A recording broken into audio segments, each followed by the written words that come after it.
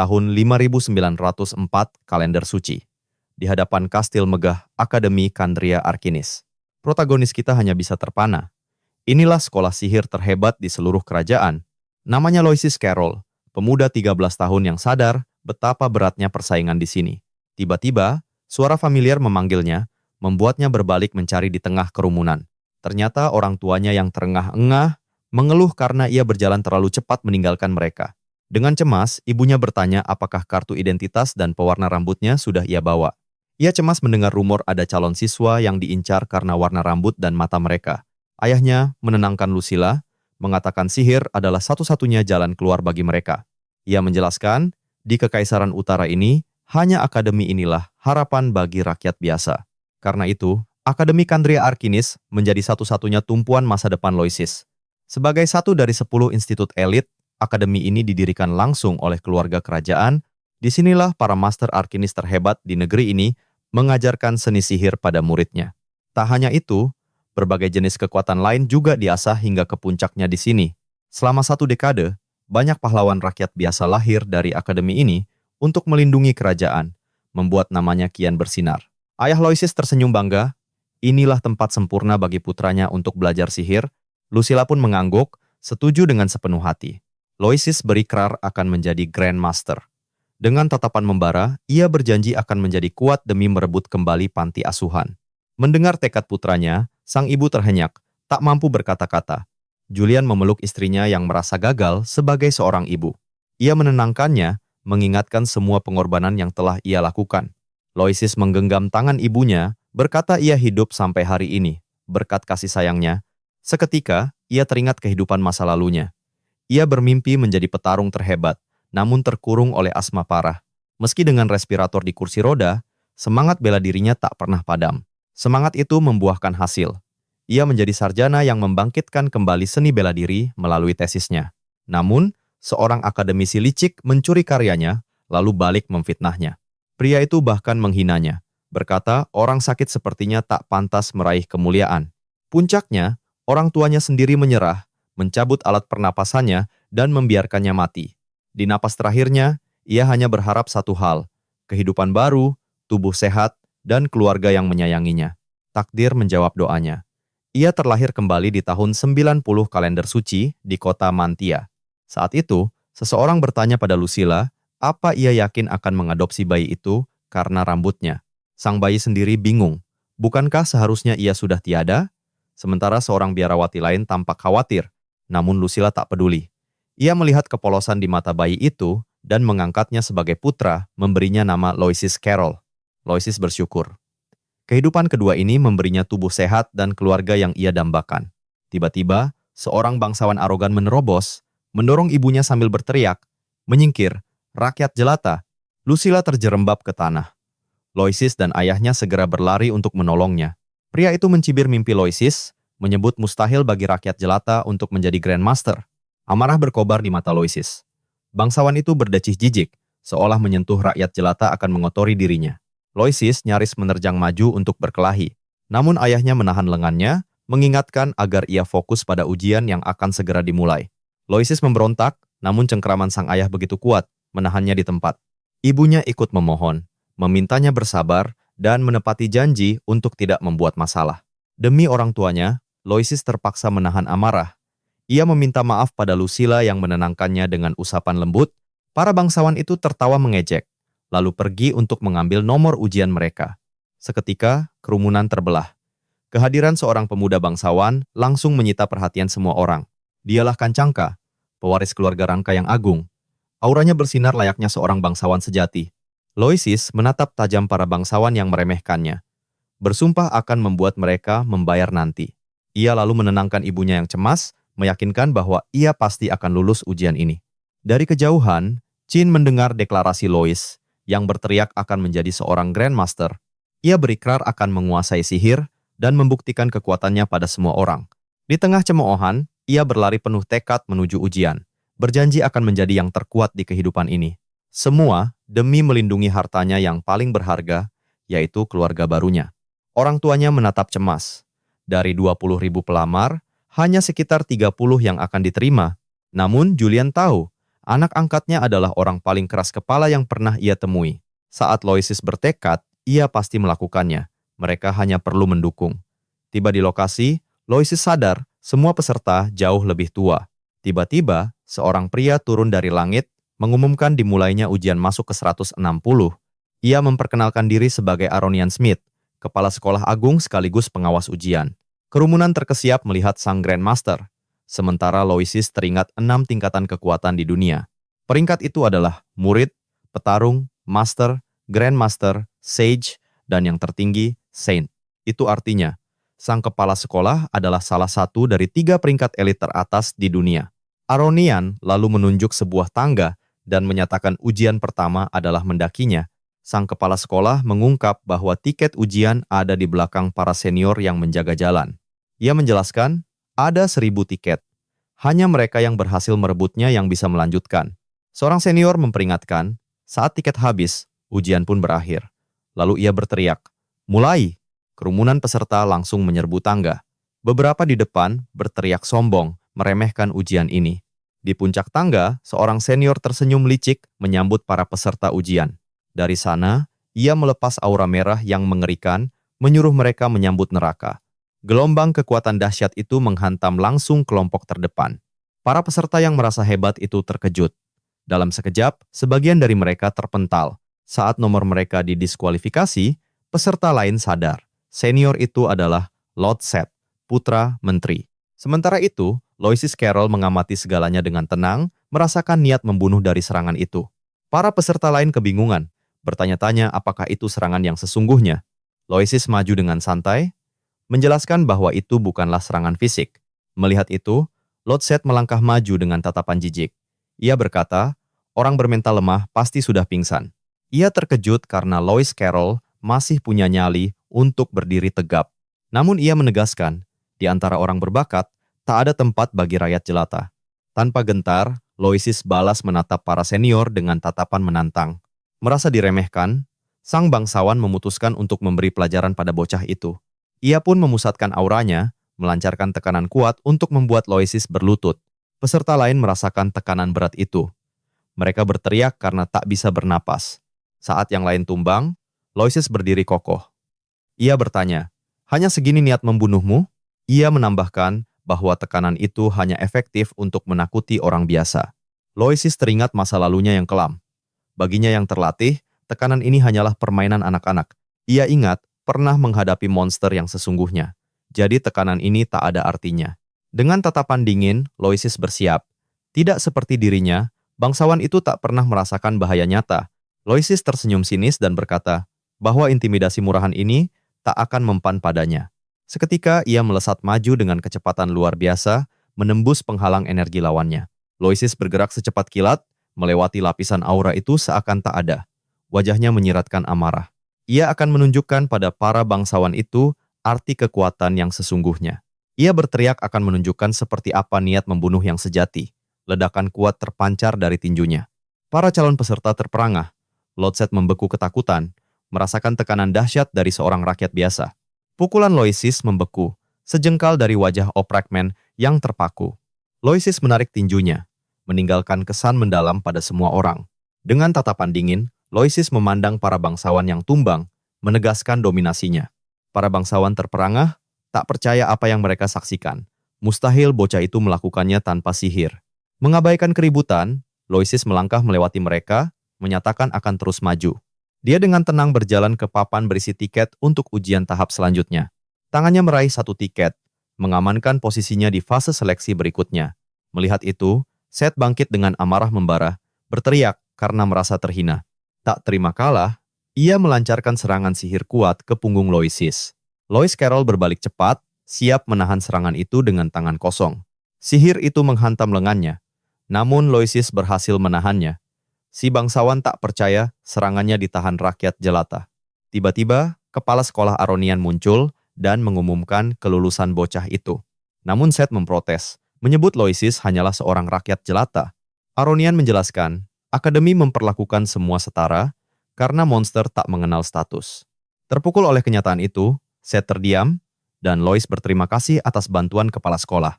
Kemudian, Aronian memberi selamat pada Loisis karena lulus ujian tahap pertama, namun kepala sekolah menatap rambut Loisis dan menyebut warnanya sedikit mengkhawatirkan. Aura tegang menyelimuti mereka. Loisis bertanya maksud kepala sekolah soal warna rambutnya. Tiba-tiba, tangan Aronian menyentuh bahu Loisis, membuatnya terkejut. Dia berkata akan menyiapkan ramuan untuk menyembunyikan ciri khas Loisis jika diterima. Loisis Carroll merasa curiga, namun memilih fokus untuk lulus ujian kedua. Ia pun melaju ke tahap ujian berikutnya, meninggalkan para bangsawan. Sementara seorang senior menatapnya penuh benci. Pria itu murka Aronian, membantu rakyat biasa, dan bersumpah akan mengingat nama itu. Tak lama, semua peserta berkumpul di arena kedua untuk ujian selanjutnya. Dari 20.000 pelamar, tersisa 12.200, hampir semuanya bangsawan. Tiba-tiba, gerombolan bangsawan yang sama kembali mendekat untuk mencari gara-gara. Pemimpin mereka mengancam, kali ini takkan ada yang bisa menolongnya. Loisis hanya bersedekap, tak peduli pada ancaman mereka. Yang lain menyindir, tanpa kepala sekolah, dia sudah diusir. Menanggapi itu, Loisis Carroll tersenyum sinis dan menyebutnya bodoh di depan umum. Si bangsawan terkejut dan murka dihina oleh seorang rakyat jelata. Sambil menyeringai, Loisis berkata, penilaian Grandmaster jauh lebih baik dari mereka. Si bangsawan marah, mengancam akan menghajar wajahnya. Namun Loisis hanya tersenyum meremehkan. Ia sama sekali tak menunjukkan rasa takut menghadapi ancaman itu. Mata pria itu berkilat marah, menandakan dia serius dan siap menyerang. Ia pun melesat maju, melayangkan tinju sekuat tenaga ke wajah Loisis. Namun, Loisis tetap tenang, menganalisa gerakan lawannya. Dengan mudah, ia menghentikan pukulan si bangsawan hanya dengan 2 jari. Dengan gerak kilat, Loisis membalas dengan 1 pukulan telak ke tubuh lawannya. Si bangsawan panik, tubuhnya mendadak tak bisa digerakkan sama sekali. Lois mengungkapkan ia memakai teknik bela diri untuk mengunci meridian lawannya. Pukulan itu membuat tubuh si bangsawan terlempar. Kawan-kawannya berteriak putus asa melihat teman mereka dikalahkan begitu mudah. Tubuhnya menghantam lantai arena dengan keras, mengejutkan semua peserta. Salah satu temannya bahkan ikut terjatuh, sementara yang lainnya bergegas lari untuk menolong. Si bangsawan tergeletak kesakitan, sementara temannya cemas bertanya keadaannya. Sambil mengeluh putus asa, ia berkata tak bisa merasakan atau menggerakkan lengannya. Ia pun menuduh Loisis memakai racun dan berteriak akan segera melaporkannya. Loisis Carroll maju. Dengan tenang ia menjelaskan bahwa itu bukanlah racun, melainkan seni bela diri. Dia mengaku menahan diri demi ibunya, namun kesabarannya kini sudah mencapai batas. Dengan tatapan serius, bocah itu menegaskan, hanya yang siap dipukul yang berhak untuk memukul.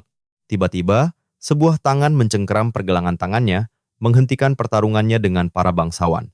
Ternyata itu adalah Chain Oranka yang mengingatkannya bahwa ujian penting sedang berlangsung. Chain bertanya apakah Loisis rela didiskualifikasi. Lois menatapnya tanpa kata, namun matanya masih berkilat penuh amarah. Bangsawan lain berteriak agar Chain tidak ikut campur, mengancam akan menghabisi Loisis saat itu juga. Namun, tatapan dingin Chain membungkam mereka. Ia menyuruh mereka mundur, seolah tahu siapa yang mereka hadapi. Dihadapkan aura Chain, para bangsawan itu geram, tetapi terpaksa menghentikan pertarungan. Saat pemimpin mereka berbalik pergi, ia bergumam penuh benci, tak peduli rakyat biasa atau bangsawan. Baginya, mereka semua hanyalah sampah. Loisis memandangi mereka pergi, menyimpulkan bahwa semua bangsawan sama saja, menindas dengan kekuasaan. Setelah insiden itu, Chain mendekat dan memuji kekuatan serta keberanian yang dimiliki Loisis. Chain lalu mengulurkan tangannya, menawarkan Loisis Carroll untuk bergabung dengan timnya. Seketika, kerumunan bangsawan dan gadis-gadis lain mengerubungi Chain, berebut tempat di timnya. Para peserta lain berbisik bahwa bergabung dengan keluarga Oranka adalah tiket pasti untuk bisa lolos. Akan tetapi, Loisis hanya membuang muka, sama sekali mengabaikan tawaran emas pria itu. Tiba-tiba, sebuah lingkaran sihir raksasa terbentuk di tengah arena, melayang megah di udara. Kepala sekolah Aronian muncul, memberi selamat pada semua yang telah lulus ujian tekad. Ia lalu mengumumkan tahap berikutnya, ujian kekuatan. Tiba-tiba, simbol bercahaya muncul di dada tiap peserta. Chain terperangah melihat simbol di dadanya, itu adalah elemen tanah. Seperti yang lainnya, pewaris keluarga Oranka itu benar-benar kaget, tak mengerti apa yang sedang terjadi. Seketika, tubuh Chain dan yang lainnya terasa berat luar biasa, membuat mereka tersungkur ke tanah. Lingkaran sihir tanah aktif di seluruh arena. Aronian menjelaskan, mereka akan bertarung di bawah pengaruh sihir ini. Para bangsawan mengeluh, Tak percaya mereka harus bertarung di bawah sihir tanah seorang Grandmaster. Salah satu dari mereka menunjuk ke arah Chain yang berjalan normal, seolah tak terpengaruh sihir itu. Chain dari keluarga Orangka mati-matian bertahan berdiri. Tiba-tiba, perhatiannya teralih pada sesuatu di atas. Ternyata, itu adalah Loisis, yang sedang berlari menaiki dinding vertikal arena. Seakan gravitasi tak berlaku baginya. Penonton syok melihat bocah itu mencapai panggung kepala sekolah. Aronian berhadapan dengan Loisis Carroll, berkomentar bahwa ia lagi-lagi menjadi yang pertama tiba. Para peserta mengenali bocah dari tes pertama itu, merasakan aura kuat yang menekan darinya. Bahkan Chain, yang 3 tahun berlatih tingkat master, nyaris tak bisa berdiri merasakan tekanan itu. Aronian lalu mengumumkan, hanya mereka yang masih berdiri yang bisa lanjut ke tes berikutnya. Sesaat kemudian, kepala sekolah merapal sihir, menciptakan cahaya menyilaukan di seluruh arena. Gudang senjata magis pun muncul. Siapapun boleh memilih satu untuk digunakan dalam pertarungan. Senjata-senjata itu berputar di udara, lalu melesat ke arah para peserta yang masih bertahan. Dengan sangat gesit, Loisis menangkap beberapa bilah pedang yang melesat di udara sekaligus. Ia memilih satu pedang, berhadapan dengan 2 bangsawan yang memperingatkan, keluar panggung berarti diskualifikasi. Dari atas panggungnya, kepala sekolah Aronian mengumumkan bahwa ujian terakhir akan segera dimulai. Dengan satu jentikan jari, ia memberi perintah untuk melepaskan slime yang terkurung ke arena. Namun dalam sekejap, semua senjata di tangan para peserta lenyap begitu saja. Para peserta kebingungan soal slime.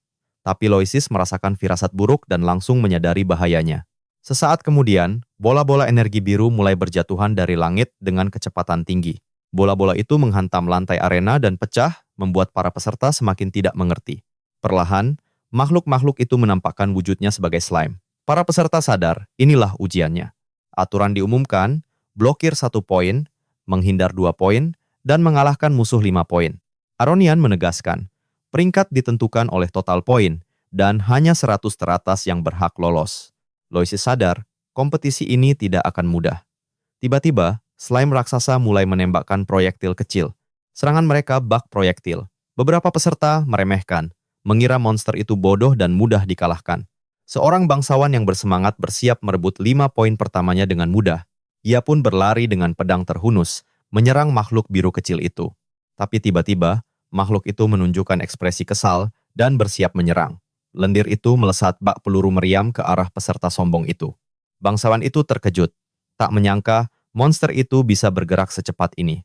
Pedangnya hancur berkeping-keping dan pukulan itu mendarat telak di wajahnya. Di saat yang sama, peserta lain menjerit saat lendir lain terbang ke arahnya. Sesaat kemudian, pria itu dihantam keras dan terlempar jauh oleh kekuatan benturan. Para peserta lain panik saat menyadari kekuatan sejati makhluk-makhluk kecil itu. Salah satunya berteriak agar semua orang waspada karena hujan lendir terus turun dari langit. Akibatnya, banyak peserta yang terkena serangan dan jatuh tak berdaya. Arena berubah menjadi medan kekacauan dengan monster menyerang tanpa henti. Sementara pertempuran berkecamuk, para pengawas dengan tenang mencatat skor setiap peserta. Seorang wanita melapor pada Aronian bahwa kandidat dari keluarga Orangka dan Duran juga ikut serta. Karena itu, ia yakin rekor poin baru mungkin akan tercipta tahun ini. Namun pengawas lain berkata ada juga rakyat biasa yang luar biasa. Seperti anak yang ia bantu, Aronian tersenyum, berkata bahwa Loisis Carroll menarik dan bisa menjadi kejutan dalam ujian ini. Tapi pengawas menyadari, saat ini Loisis hanya mengamati pertarungan. Ia berkata, anak itu belum bergerak sedikit pun. Seorang peserta bertanya apa yang dia lakukan, berpikir slime itu terlalu cepat baginya. Mereka pun mengejeknya, mengatakan rakyat jelata sepertinya akan segera tersingkir. Tiba-tiba, seekor slime raksasa melesat dengan kecepatan penuh menuju Loisis. Makhluk itu mendekat dengan cepat, siap menyerang langsung. Tapi Loisis tetap tenang, menghadapi monster itu dengan ekspresi yang sangat bosan. Dengan gerak cepat, ia menghindar, membuat serangan itu mengenai peserta lain di belakangnya. Para pria yang meremehkannya terdiam terpana. Mereka tak percaya ia berhasil menghindar. Sesaat kemudian, makhluk biru lain menyerangnya untuk menjatuhkannya. Namun, anak itu kembali menghindar, dan monster itu malah mengenai bangsawan lain di dekatnya. Dengan tatapan fokus, Loisis bersiap untuk menunjukkan kemampuan sejatinya. Seketika, beberapa slime mengepungnya dan menyerang serempak dari segala arah. Bangsawan yang mengejeknya tersenyum sinis, yakin kali ini dia takkan bisa kabur. Loisis hanya menutup mata dan berkonsentrasi penuh. Saat itu, Loisis teringat kembali latihannya di gunung es. Teman-temannya mengeluh, lemparan batu itu berbahaya dan bisa melukai seseorang. Tapi Loisis Carroll menenangkan mereka, berkata ia ingin menguji kemampuan barunya. Mereka pun bersiap dan memperingatkan serangan akan datang. Sesaat kemudian, mereka melempar beberapa batu bersamaan untuk menguji refleks teman mereka. Loisis teringat, di kehidupan sebelumnya, ia pernah membuat hipotesis tentang tubuh manusia. Dari sana, ia berlatih untuk mempercepat transmisi informasi dari otaknya. Dengan cara ini, ia bisa mengkalkulasi lintasan dan bereaksi instan terhadap serangan apapun. Dengan mata terpejam, ia mengumpulkan semua data serangan yang mendekat. Pikirannya menghitung semua rute menghindar dalam sekejap. Lalu, ia bergerak dengan sempurna, menghindari semua batu tanpa tersentuh sedikit pun. Rahang teman-temannya ternganga, takjub oleh keahliannya. Loisis menyeka keringat, puas karena tekniknya bekerja sempurna. Mereka menghampirinya dan bertanya bagaimana ia melakukannya. Apakah itu teknik baru? Ia lalu menjelaskan nama kemampuannya adalah perhitungan pertempuran kosong, membuat mereka bingung. Dia tersenyum misterius dan menjelaskan bahwa hasil pertarungan sudah diputuskan sebelum dimulai. Dari sana, ia mengklaim bahwa tekniknya dapat memprediksi hasil dari pertarungan apapun. Kembali ke masa kini, matanya bersinar tajam saat ia mengaktifkan kekuatannya secara maksimal. Otaknya mulai memproses informasi, menghitung lintasan setiap monster. Perhitungan dilakukan dengan kecepatan yang tak terbayangkan. Setiap gerakan slime di arena telah terbaca. Seketika, 4 monster mengepungnya, menyerang serentak dari segala penjuru. Loisis sadar, meski cepat, slime hanya bergerak lurus. Karena itu, ia hanya perlu menghitung sudut pantul dan memprediksi semua lintasan mereka. Dengan rencana matang, ia mulai bergerak dengan lincah mengitari arena. Dengan mudahnya, bocah itu menghindari setiap serangan tanpa goresan. 4 hindaran memberinya 8 poin, siap untuk fase rencana berikutnya. Sesaat kemudian, ia menghunus pedangnya, mengisinya dengan energi biru yang menyilaukan. Sambil memegang senjatanya, Loisis menyatakan kini gilirannya untuk balik menyerang. Ia pun mengerahkan teknik bela dirinya, melancarkan tebasan pedang kuat ke arah para slime. Para penonton dari jauh terperangah menyaksikan adegan yang baru saja terjadi. Para pengawas terdiam, bertanya-tanya apa ia benar-benar membaca pergerakan slime itu. Yang lain membenarkan, mengatakan persepsi anak itu setingkat petarung sejati. Melihat ini, Chin sadar bocah itu istimewa dan memutuskan untuk bekerja sama. Tiba-tiba, Loisis merasakan sesuatu yang aneh mendekat dan menoleh. Seekor slime lain mendekatinya, ia pun bersiap menambah pundi-pundi poinnya. Dengan teknik andalannya, ia melancarkan tusukan pedang untuk meraih 5 poin. Namun, di detik terakhir, sebilah pedang lain menembus makhluk itu dan mencuri poinnya. Loisis Carroll murka dan menatap tajam bangsawan yang menjadi pelakunya. Ia bertanya apa pria itu sengaja merebut buruannya. Pria itu hanya tersenyum sinis, membenarkan perbuatannya tanpa rasa malu. Ia lalu berkata tidak sedang mencuri dari Loisis, seraya mengayunkan pedangnya dengan gerakan presisi. Tebasannya membelah makhluk itu menjadi 2 bagian dengan sempurna. Sementara peserta lain berjuang mati-matian, bangsawan itu menghampiri petarung lain dan mengaku telah mencuri poin mereka juga. Sesaat kemudian, ia memperkenalkan diri sebagai Ken dan mengajak bocah itu untuk berburu poin bersama. Tapi Loisis hanya menatapnya dengan ekspresi dingin. Tak terkesan, Ken menjelaskan ia hanya ingin peringkat bagus dan mengusulkan kompetisi untuk melihat siapa yang meraih poin lebih banyak. Dengan tatapan menantang, ia meminta Loisis menunjukkan seluruh kekuatannya. Loisis Carroll tersenyum percaya diri, menerima tantangan bangsawan itu tanpa rasa takut sedikit pun. Ia menggenggam pedangnya erat, bersiap untuk kompetisi perebutan poin. Namun, bocah itu menaikkan taruhan, menyatakan yang kalah harus mematuhi sang pemenang dalam segala hal. Melihat itu, salah satu pemanah bernama Sid geram melihat keduanya malah bekerja sama. Ia bergumam, dalam kekacauan ini, inilah saat yang tepat untuk menyingkirkan mereka berdua.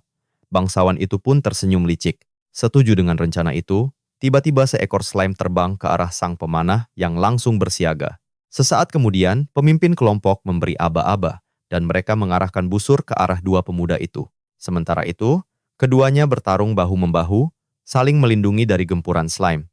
Di arena, Loisis menahan salah satu monster dengan pedangnya, melindungi Ken dari serangan. Tiba-tiba, hujan panah melesat ke arah mereka, mengejutkan duo itu. Panah menghantam tanah, memicu ledakan besar yang menerbangkan debu. Ken benar-benar terkejut saat Loisis melindunginya dan menerima seluruh dampak serangan. Pemanah bangsawan itu tersenyum jahat, merayakan kemenangannya. Ia yakin telah mengenai sasarannya. Namun, Loisis hanya tersenyum tipis. Ia sama sekali tak terpengaruh oleh serangan itu. Melihat ini, sang pemanah terbelalak, tak mengerti apa yang baru saja terjadi. Saat debu mereda, tampaklah Loisis Carroll yang menahan semua anak panah itu hanya dengan tangannya. Para bangsawan tercengang. Bertanya-tanya bagaimana ia bisa bereaksi secepat itu. Karanka mendekat dan menanyakan keadaannya. Ia menyebut orang-orang itu sampah karena telah bermain curang. Pemimpin para pemanah murka atas penghinaan itu dan memerintahkan anak buahnya untuk membidik Karanka. Ia lalu menggunakan tekniknya, melapisi dua anak panah dengan aura gelap yang kuat. Keduanya melesat dengan kecepatan tinggi menuju Karanka. Karanka meremehkan serangan itu dan menggunakan pedangnya untuk menepis panah dengan mudah. Tapi ia tak menyadari ada panah terkutuk yang tersembunyi tepat di belakang panah pertama. Tiba-tiba, Karanka merasakan ancaman dan berbalik, dikejutkan oleh bahaya yang sesungguhnya. Sesaat kemudian, suara serangan menggema saat darah muncrat kemana-mana. Karanka terbelalak. Tiba-tiba Loisis melesat dan menepis panah itu dengan tangan kosong. Khawatir, Karanka melihat tangannya, tapi Loisis berkata kalau dirinya lah target asli serangan itu. Para pengawas geram menyebut serangan itu licik dan ingin mendiskualifikasi sang pemanah. Namun Aronian menolak, yakin mereka akan kalah. Ia menyuruh staf menyiapkan ramuan penyembuh. Kembali ke arena, Loisis menoleh, memastikan nama bangsawan di hadapannya adalah Karanka. Sambil tersenyum, Loisis memegang pedangnya ala pemukul, lalu bertanya soal permainan rakyat bernama bisbol. Sesaat kemudian seekor slime melesat ke arah mereka. Loisis pun mengambil kuda-kuda. Otaknya seketika mengkalkulasi fisika ayunan sempurna. Matanya bersinar biru, memfokuskan semua energi. Dan, hap, ia menghantam slime itu dengan pedangnya, memakai teknik bisbol ciptaannya sendiri. Slime itu pun melesat dahsyat, meluncur deras bak peluru meriam yang ditembakkan. Proyektil hidup itu meluncur lurus ke arah para pemanah yang terperangah tak percaya. Tepat sasaran. Slime itu menghantam telak sang pemimpin dengan kekuatan luar biasa. Hantaman keras itu melemparnya ke ujung arena. Nomor 438 resmi didiskualifikasi, Loisis bersorak menang. Sementara, Karanka merasa permainan rakyat jelata itu sangat menarik. Rekan-rekan pemanahnya berteriak marah, tak terima dengan kekalahan teman mereka. Salah satu dari mereka kebingungan, mencari sosok Loisis yang tiba-tiba menghilang. Tiba-tiba, Loisis muncul di udara, menggunakan slime lain untuk serangan kejutan dari atas. "Ini yang kedua," teriaknya, sambil menghantam slime itu dengan pedangnya ke arah bawah. Alhasil, slime itu mendarat telak di wajah pemanah kedua. Ia terlempar dengan ekspresi konyol. Sesaat kemudian, nomor 1439 didiskualifikasi. Bangsawan terakhir pun panik. Loisis muncul di belakangnya. "Sekarang tinggal kau sendiri," bisiknya mengancam. Bangsawan itu menggertak. "Para petinggi takkan membiarkan rakyat jelata sepertimu." Namun, Karanka diam-diam mendekat dan menyelengkat kakinya hingga pemanah itu tersungkur. Lain kali lebih hati-hati, ejeknya saat pria itu jatuh tersungkur mencium tanah. Usai pertarungan, Karanka berterima kasih lalu cemas menanyakan keadaan tangan Loisis. Loisis menjabat tangannya, meyakinkan bahwa lukanya bukan masalah besar. Ia menambahkan, "Kau lumayan juga untuk ukuran seorang bangsawan." Karanka menukas, "Jangan samakan aku dengan mereka. Aku dari keluarga besar Oranka, sebuah klan kuat yang melahirkan banyak grandmaster dan orang bijak dari generasi ke generasi. Bertarung bersamanya, Loisis sadar, ternyata ada banyak jenis bangsawan di dunia ini. Para bangsawan lain murka, tak terima seorang rakyat jelata mengacaukan kompetisi mereka. Mereka pun bersatu, bersumpah takkan membiarkan duo itu mendapatkan poin lagi." Menghadapi ancaman, Loisis dan Karanka saling menatap dengan tatapan penuh tekad. Sesaat kemudian, gerombolan bangsawan menyerbu mereka, meneriakkan, "Rakyat jelata harus enyah." Di saat bersamaan, peserta lain sadar, Karanka adalah target dan memutuskan untuk membantu. Pertarungan besar pun pecah. Pendukung Karanka menyerbu. Arena menjadi medan perang kacau. Dari kejauhan, seorang gadis dan penyihir cilik mengamati pertempuran. Lalu, Miliana maju untuk menghajar para bangsawan. Loisis sadar kini ia jadi target banyak orang, membuat situasinya semakin rumit. Tiba-tiba, beberapa slime muncul entah dari mana, memaksanya untuk terus menghindar. Sementara itu, si penyihir cilik memanfaatkan kekacauan untuk menjatuhkan seorang bangsawan. Tak lama, Miliana mengayunkan senjatanya, melancarkan pukulan kuat yang melempar beberapa orang. Di saat yang sama, pria berambut merah dengan palu raksasa menghancurkan lawannya sekali ayun. Sambil tertawa lebar, pria itu berseru, "Pertarungan ini benar-benar luar biasa seru." Pria berambut merah itu menyeringai, memukul orang ternyata jauh lebih menyenangkan. Ia menambahkan, "Ini jauh lebih memuaskan ketimbang sekadar melawan slime." Pria itu lalu memutar palunya, bersiap melancarkan serangan Arya. Dengan teriakan perang, ia menyuruh semua orang menyingkir. Ayunan dahsyatnya menghantam para peserta, melemparkan mereka dengan kekuatan luar biasa. Sesaat kemudian, ia menghentikan serangannya, mengamati kerusakan parah yang ia timbulkan. Lantai arena dipenuhi bangsawan yang tumbang. Melihat itu, seorang pengawas bertanya pada Aronian, apakah pertarungan brutal ini harus dihentikan? Namun, pengawas lain cemas jika semua bangsawan akan didiskualifikasi karenanya. Sang kepala sekolah berkata bahwa tempat ini punya aturan sendiri, opini publik tidaklah penting. Tiba-tiba, pilar cahaya raksasa muncul di tengah arena, menarik perhatian semua orang yang melayang di udara.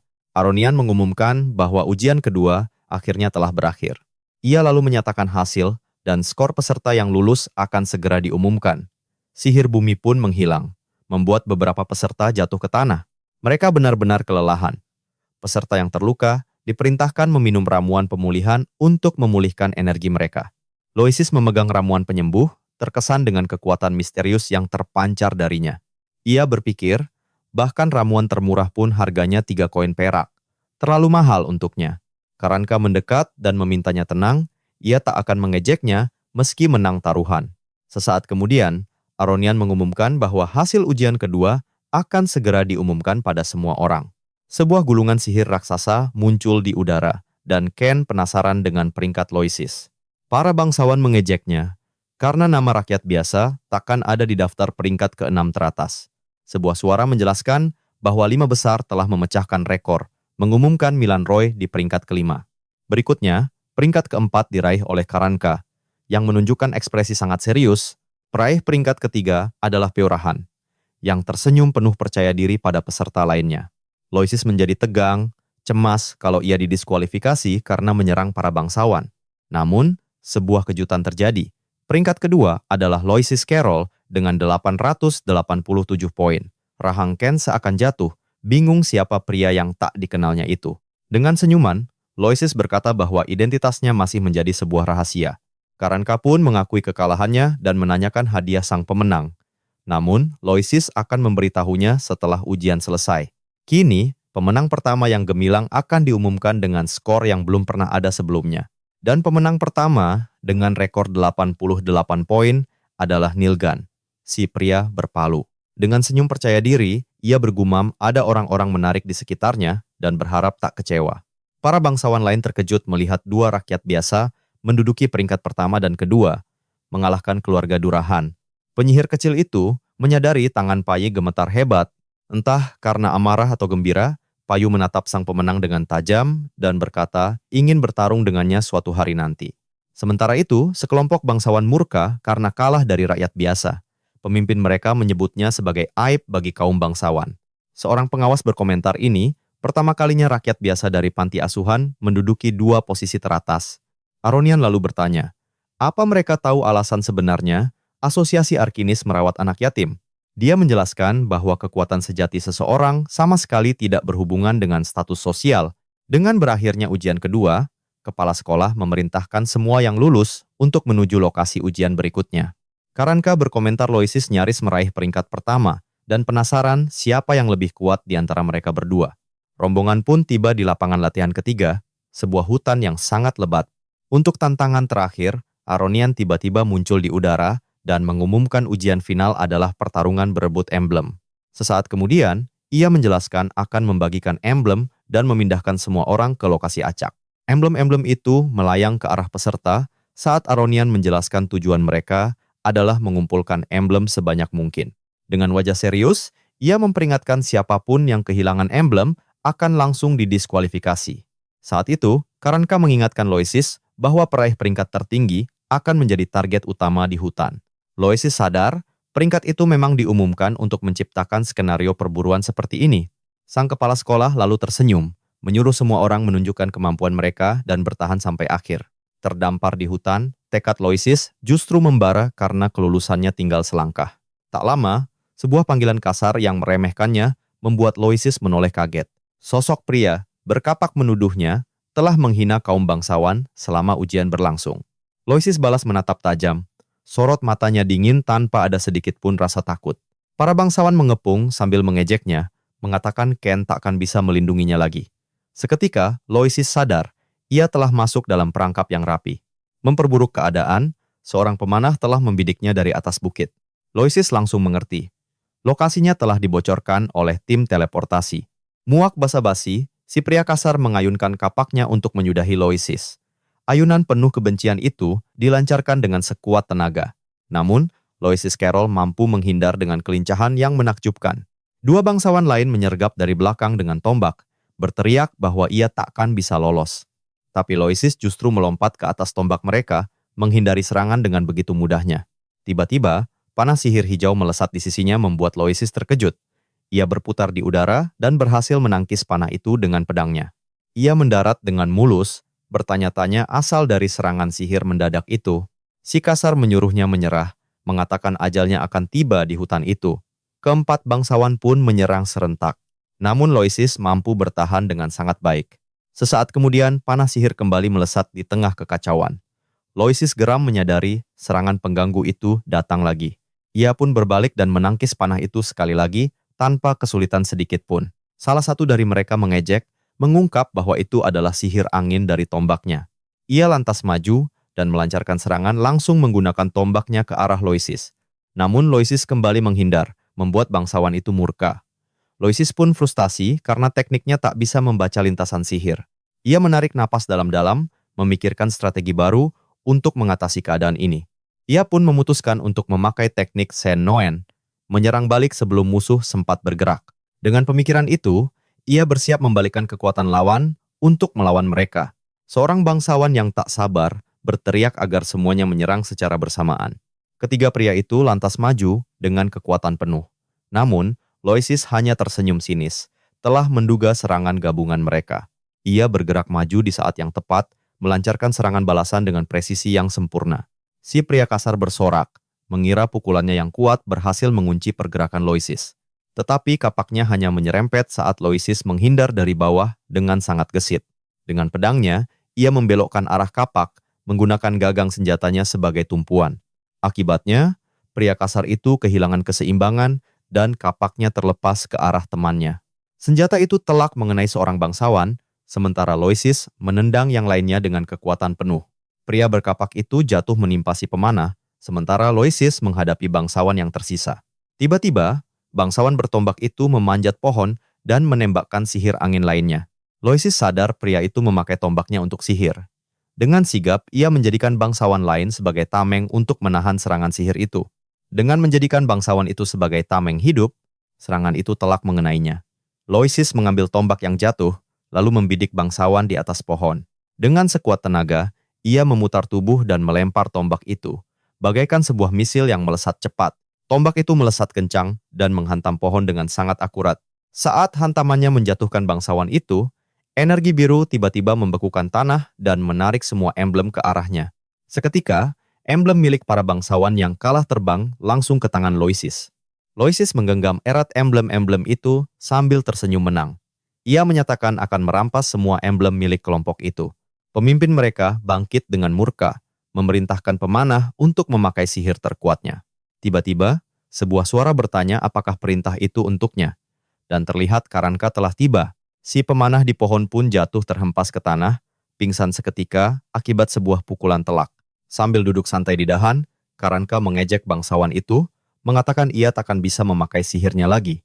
Ketua kelompok itu tak percaya kakak berhasil lolos dari jebakan maut mereka. Karanka mengungkap kalau dialah yang membuat mereka membocorkan rencana, karena mereka telah meremehkan keluarga Oranka. Rencananya hancur berantakan. Sang bangsawan murka dan bersumpah akan menghabisi mereka. Tapi tiba-tiba, sebatang panah mana melesat menumbangkan nyawanya seketika. Karanka mendarat di sisi Loisis, yang justru mengeluh karena keributan itu. Syukurlah dia baik-baik saja.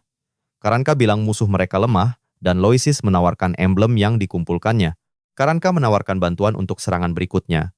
Namun Loisis menolak, mengatakan ia akan menyelesaikannya seorang diri. Tiba-tiba, Pidurahan muncul bertepuk tangan, memuji sikap Loisis dengan tatapan yang provokatif. Gadis itu mendekat, menuntut salah satu dari mereka untuk berduel dengannya. Loisis mengenalinya sebagai Pei, putri seorang Grandmaster ternama. Ia pun bertanya apa Pei berteman dengan Karanka. Namun Pei menyangkalnya dengan keras, lalu dengan kesal mengaku pernah berduel dengannya. Ia kalah karena ceroboh, dan Loisis pun mengejeknya. Karanka menyarankan untuk pergi karena lebih baik fokus mengumpulkan emblem. Mendengar itu, Pei menyebut mereka pengecut. Tuduhan itu berhasil memancing amarah Loisis. Sambil tersenyum, ia menerima tantangan itu. Ia penasaran dengan cara bertarung seorang bangsawan elit. Gadis itu bersemangat. Ia berjanji akan bertarung tanpa sihir agar duel mereka seimbang. Sesaat kemudian, ia memegang tombak sucinya dan melancarkan serangan dahsyat ke arah mereka. Mata Loisis berkilat biru tajam saat bersiap. Dengan sigap, ia menangkis ujung tombak itu dengan pedangnya. Melihat itu, Pidurahan terkejut. Ia memuji kemampuan Loisis yang luar biasa. Loisis mencengkeram gagang pedangnya erat, menatap lawannya dengan penuh keyakinan. Sang bangsawan mencoba menarik tombaknya, namun Loisis menahannya dengan kekuatan luar biasa. Dengan gerakan cepat, ia menggunakan pedangnya untuk menggoyahkan keseimbangan gadis itu. Tapi Pei segera bangkit dan menyerang balik, berteriak agar pertarungan dilanjutkan. Ia melompat ke udara, menyiapkan serangan tombak suci berikutnya. Hantamannya menciptakan ledakan dahsyat yang menerbangkan debu kemana-mana. Dari kejauhan, para pengawas terpukau melihat kekuatan sang bangsawan elit. Salah satu dari mereka berkomentar, kecepatan dan kekuatannya sungguh sempurna. Memang pantas disebut jenius, tapi yang lain ragu Loisis bisa bertahan karena rakyat biasa tak punya harapan. Tiba-tiba, Aronian muncul. Seseorang bertanya siapa yang akan menang menurutnya. Sang kepala sekolah mengaku menyukai anak itu. Namun ia bilang, Loisis tak akan bisa mengalahkan Pei. Ia menjelaskan, ini adalah pertarungan fisik sekaligus adu kekuatan tekad. Saat debu menghilang, terlihat Loisis menahan serangan itu tanpa kesulitan sedikit pun. Pertarungan berlanjut. Pei mengerahkan seluruh tenaga, menghujamkan tombak sucinya ke arah Loisis. Ia melancarkan rentetan serangan cepat yang berhasil ditangkis oleh pedang Loisis. Sang bangsawan mulai jengkel. Meski sudah mengerahkan segalanya, Loisis Carroll tak mundur selangkah pun. Saat itu, Loisis menemukan celah. Matanya berkilat biru tajam. Dengan kecepatan kilat, ia menangkap tombak Pei sebelum gadis itu sadar. Ia membantingnya, membalikkan keadaan dalam sekejap. Sesaat kemudian, Loisis memelintir pergelangan tangan Pei, membuatnya menjatuhkan senjatanya. Tak bersenjata, Pei murka. Ia menatap Loisis penuh kebencian atas penghinaan ini. Tapi dengan sigap, Loisis menangkap dan membantingnya melewati bahunya. Menunjukkan kekuatan fisiknya, Loisis mendarat dengan gesit dan melempar beberapa cakram logam ke arah Pei. Gadis itu terkesan, bahkan Karanka tak bisa menghindari serangan itu. Loisis tersenyum, itu mudah jika kau lebih teliti. Dari sana, Pei meraih tombaknya kembali.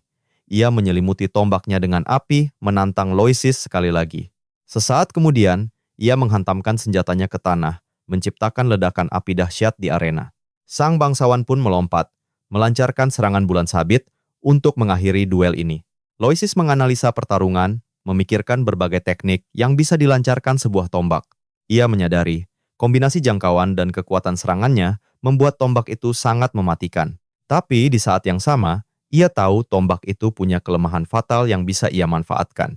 Seketika, P memutar tombaknya dengan gesit, membentuk perisai untuk menahan serangan pemuda itu. Loisis pun sadar pertarungan jarak dekat adalah kelemahannya. Maka, ia hanya butuh satu kesempatan yang tepat untuk menerobos pertahanannya.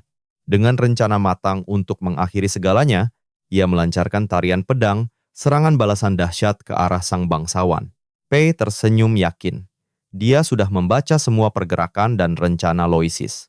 Dengan mudah ia menghindar, menegaskan taktik seperti itu takkan mempan padanya. Sang bangsawan menjadikan tombaknya tumpuan, melesat ke udara.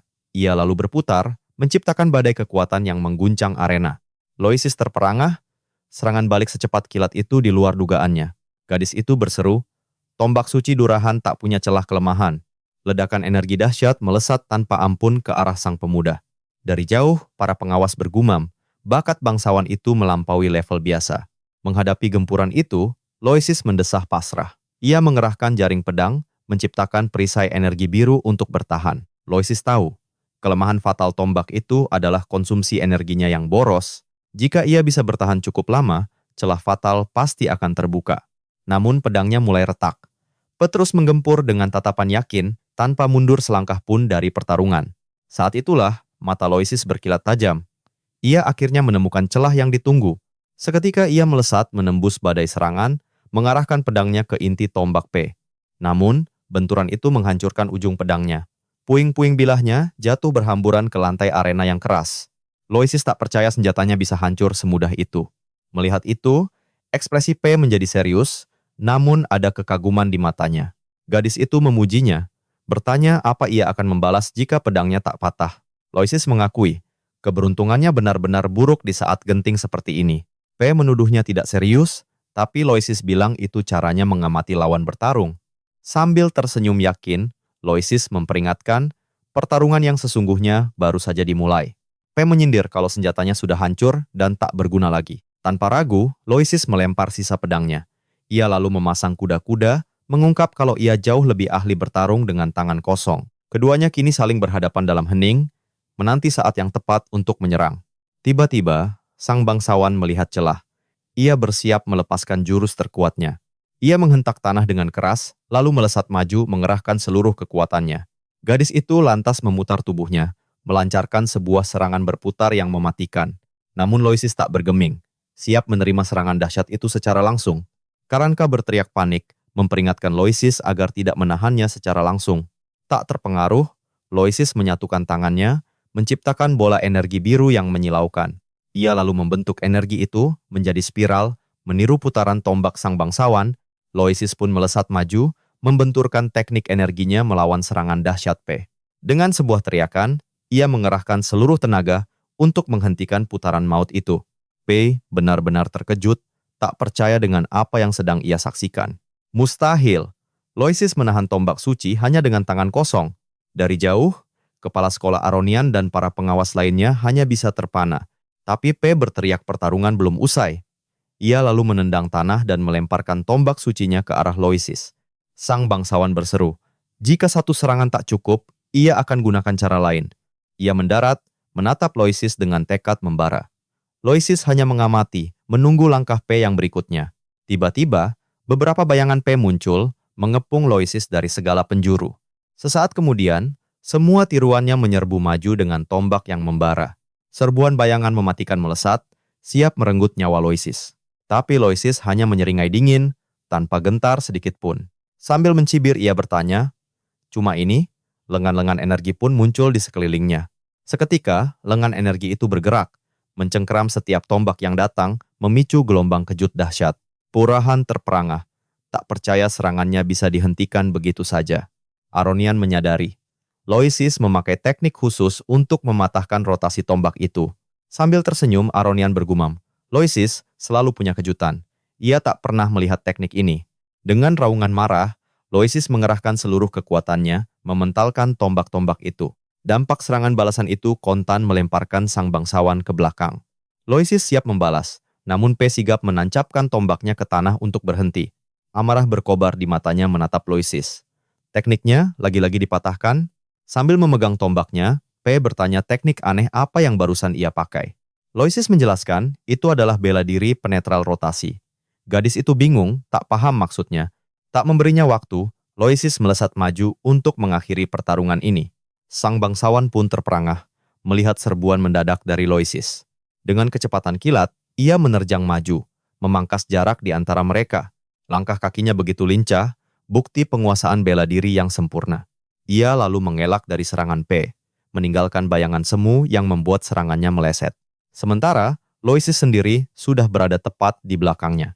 Kecepatannya menciptakan banyak bayangan, membuat sang bangsawan kebingungan. Karanka bingung, mengira itu ilusi optik. Gerakan itu tak bisa ia pahami. Gerakannya lincah bak tarian kupu-kupu, menghindari serangan dengan kelincahan surreal. Pai marah. Musuhnya di depan mata, tapi tak satu pun pukulan mendarat. Itulah langkah kupu-kupu. Teknik petinju legendaris, bergerak cepat dengan ritme ringan yang sulit ditebak. Gerakan ini sangat sempurna untuk situasi pertarungan saat ini. Kini, ia bersiap menyerang balik. Satu pukulan telak mendarat di dada sang bangsawan. Pukulan itu menghantamnya telak, membuatnya terbang dengan debu yang mengepul. Rahang Ken terjatuh. Ia tak percaya Loisis mampu mementalkan Pai seperti itu. Kepala sekolah Aronian menyaksikan dengan wajah serius, tak menyangka hasilnya akan begini. Para pengawas bergumam. Jarang ada yang bisa mengalahkan Pai tanpa sihir. Mereka bertanya-tanya, mungkinkah anak itu jenius sejati dalam pertarungan jarak dekat? Namun Pai bangkit, menegaskan pertarungan belum usai. Darah Durahan tak kenal kata menyerah. Loisis menatapnya serius. Sadar, lawannya masih punya sisa kekuatan. Sebagai anggota keluarga terpandang, ia siap mengerahkan segalanya untuk lanjut bertarung. Dengan aura merah menyala, Pai berteriak, ia takkan kalah semudah ini. Loisis terkejut. Pai meninggalkan tombaknya dan memilih pertarungan tangan kosong. Gadis bangsawan itu menyerbu, menyuruhnya bersiap. Loisis pun memasang kuda-kuda teknik Wing Chun. Ia memakai gerakan Pak Sao, menangkis serangan dengan energi biru yang berpendar. Tapi Pai meneriakkan nama tekniknya, melancarkan tinju penghancur dengan kekuatan penuh. Keduanya beradu kekuatan. Benturan mereka menciptakan gelombang energi dahsyat di hutan. Loisis menganalisis dampaknya. Kekuatan itu mirip dengan pukulan 1 inci, ia memuji tekniknya. Pai menjelaskan, keluarga Durahan tak hanya ahli tombak. Sang bangsawan lalu melancarkan pukulan ketiga, tinju penghancurnya secara beruntun. Dengan senyum percaya diri, Loisis menerima tantangan itu dan bersiap adu tinju. Keduanya pun terlibat adu pukulan cepat, sebuah pertarungan teknik murni. Mata mereka bersinar penuh semangat. Menghadapi lawan tangguh adalah gairah terbesarnya. Ia benar-benar larut dalam pertempuran ini. Jantungnya berdebar menggila setiap detiknya. Matanya memancarkan kilat merah, menunjukkan hasrat bertarung yang dahsyat. Dengan seringai mengerikan dan aura iblisnya, Loisis berseru bahwa pesta mereka baru saja dimulai. Di hadapannya, P terperangah. Tak mengerti energi ganjil apa yang baru saja dilepaskan lawannya. Aura merah iblis mewujud di punggungnya, sosok mengerikan dengan kekuatan yang luar biasa. Sang bangsawan terpaku oleh teror yang mencekam, tubuhnya kaku tak bisa bergerak. Loisis pun menginjak wajahnya ke tanah dengan mudah, lalu melancarkan tendangan brutal tanpa ampun, membuat lawannya terlempar jauh, akibat kekuatan tendangan yang dahsyat itu. Dari kejauhan, kepala sekolah Aronian terperanjat, merasakan energi masif itu. Sang bangsawan terhempas melintasi hutan, menghantam tanah dengan keras. Akibat menerima tendangan telak dari bocah itu, dampaknya membuatnya menghantam pohon dan terkapar tak berdaya. Karanka dan bangsawan lain syok berat melihat hasil pertarungan itu dari jauh. Sang bangsawan murka, tak percaya seorang rakyat jelata bisa menumbangkan P yang begitu kuat. Tiba-tiba, salah satu bangsawan yang menonton merasakan sakit kepala yang luar biasa menyiksa. Seketika pria itu muntah, dan temannya panik bertanya apa yang terjadi padanya. Brian menjawab tidak tahu, namun ia kesakitan hebat dan gemetar seolah ketakutan. Saat itu juga, ia merasakan hal serupa dan sadar. Ini semua karena aura mengerikan Loisis. Bangsawan itu murka karena rencananya berantakan. Tak pernah menyangka rakyat jelata itu sekuat ini. Sementara itu, Brian yang babak belur berpikir, jika legenda itu nyata, maka Loisis harus dimusnahkan. Saat Loisis melangkah dengan auranya, Pai yang terbaring merasakan tekanan mengerikan dari lawannya. Loisis Carroll langsung melesat dengan kecepatan gila ke arah bangsawan yang sudah terkapar itu. Ia menghantamkan pukulan keras tepat ke wajahnya yang membuatnya menjerit kesakitan. Pukulan itu membuatnya terpental, terguling lagi di tanah. Dengan amarah yang meluap, Loisis meledakkan seluruh kekuatannya. Semburan energi merah raksasa menghantam sang bangsawan tak berdaya. Pai sadar, kekuatan dan kecepatan Loisis ada di level berbeda. Kemenangan terasa mustahil baginya. Tinju energi raksasa menghujam ke arahnya, sebuah serangan untuk mengakhiri segalanya. Dengan kecepatan ini, ia sadar akan hancur lebur oleh serangan dahsyat Loisis. Namun, di detik terakhir, Pai merapal sihir. Teknik Arcana Martial dengan lingkaran sihirnya. Ia melepaskan tinju api dahsyat untuk menahan serangan itu. Dua kekuatan beradu, memicu ledakan raksasa di seluruh hutan. Akibat ledakan itu, P menjerit kesakitan saat terlempar oleh kekuatan yang dahsyat. Ia melayang menembus hutan, dampak sihirnya menghancurkan barisan pohon di jalurnya. Loisis pun ikut terpental mundur. Akibat ledakan itu, terseret di tanah dengan mata terbelalak. Ia terkejut menatap tangannya yang berasap. Bangkit berdiri, ia akhirnya mengerti kekuatan sihir yang sejati. Karanka segera menghampirinya, menanyakan apakah dia baik-baik saja. Loisis menjawab ia tak apa, justru khawatir pada Pai. Tiba-tiba, suara pengumuman terdengar. Nomor 30.940 telah kehilangan emblemnya. Mendengar itu, sang bangsawan muncul dengan seringai licik, menyatakan Loisis resmi didiskualifikasi. Loisis menunduk dan melihat emblem di bajunya yang perlahan mulai terbakar. Sesaat kemudian, emblem itu hangus menjadi abu tepat di depan matanya. Bangsawan itu mengusirnya, tapi Karanka membela, berkata bahwa semua ini hanyalah kecelakaan. Sambil tersenyum licik, pria itu berkata, "Kepala sekolah melihat segalanya, dan Karanka tak seharusnya membantu rakyat jelata." Ia lalu mencengkeram Loisis, menyebutnya pengganggu dan sampah yang harus disingkirkan. Tapi P yang terkapar di tanah berteriak, memintanya berhenti. Mendengar itu, si bangsawan dan Karanka menoleh kaget. Loisis terkejut, tak menyangka lawannya masih bisa berdiri setelah pertarungan sengit tadi. Dengan amarah yang membara, P bangkit dan menatap pemuda itu dengan tekad baja. Si bangsawan bertanya apa ia mau membela si jelata dan ikut didiskualifikasi. P menyuruhnya diam, berkata ia tahu emblem Loisis terbakar. Karanka syok saat P justru meminta maaf pada Loisis karena sihirnya, membuat Loisis sendiri menyebutnya gila. Namun sang bangsawan justru mengaku kalah, karena Loisis berhasil memaksanya menggunakan sihir. Sang bangsawan mendengus, lalu bertanya apa ia bisa mendaftar walau hanya punya 4 emblem. Dalam sekejap mata, gadis bangsawan itu merobek emblemnya sendiri, lalu memberikannya pada Loisis sebagai hadiah kemenangan. Dengan ini, Loisis kini memiliki total 14 emblem. Untuk memastikan posisinya, sang bangsawan menjelaskan emblemnya terbakar sebagai bukti sah kekalahannya. Ia lalu berbalik, memberi isyarat pada Karanka dengan senyuman dan gelengan kepala. Dengan tatapan serius, sang bangsawan menyatakan tak sudi melihat si lemah lolos, sementara yang pantas malah gagal. Ia lantas menyambar tombaknya, menendangnya ke udara dengan tatapan penuh tantangan. Ia menantang, apa jadinya jika peraih peringkat 10 punya 14 emblem atau lebih? Karanka tersenyum, mengaku kebetulan, berpikiran sama persis dengan sang bangsawan. Keduanya pun bergegas pergi, sementara P sadar harus mengumpulkan lebih banyak emblem lagi. Loisis hanya menatap kepergian mereka saat seorang pengawas tiba-tiba muncul di belakangnya.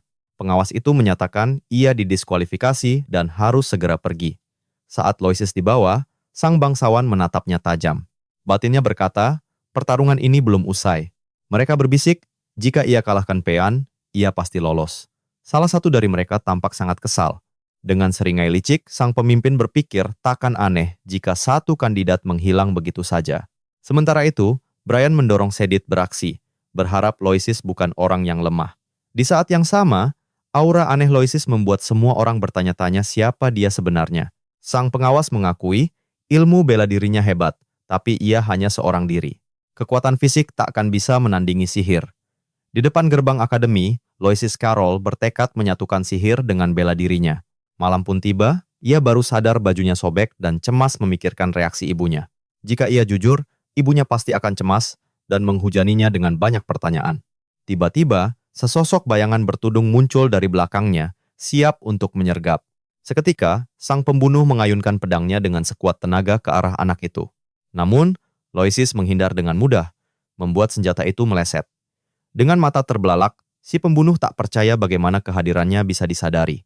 Loisis Carroll menjelaskan, nafsu membunuh adalah sesuatu yang tak bisa kau sembunyikan.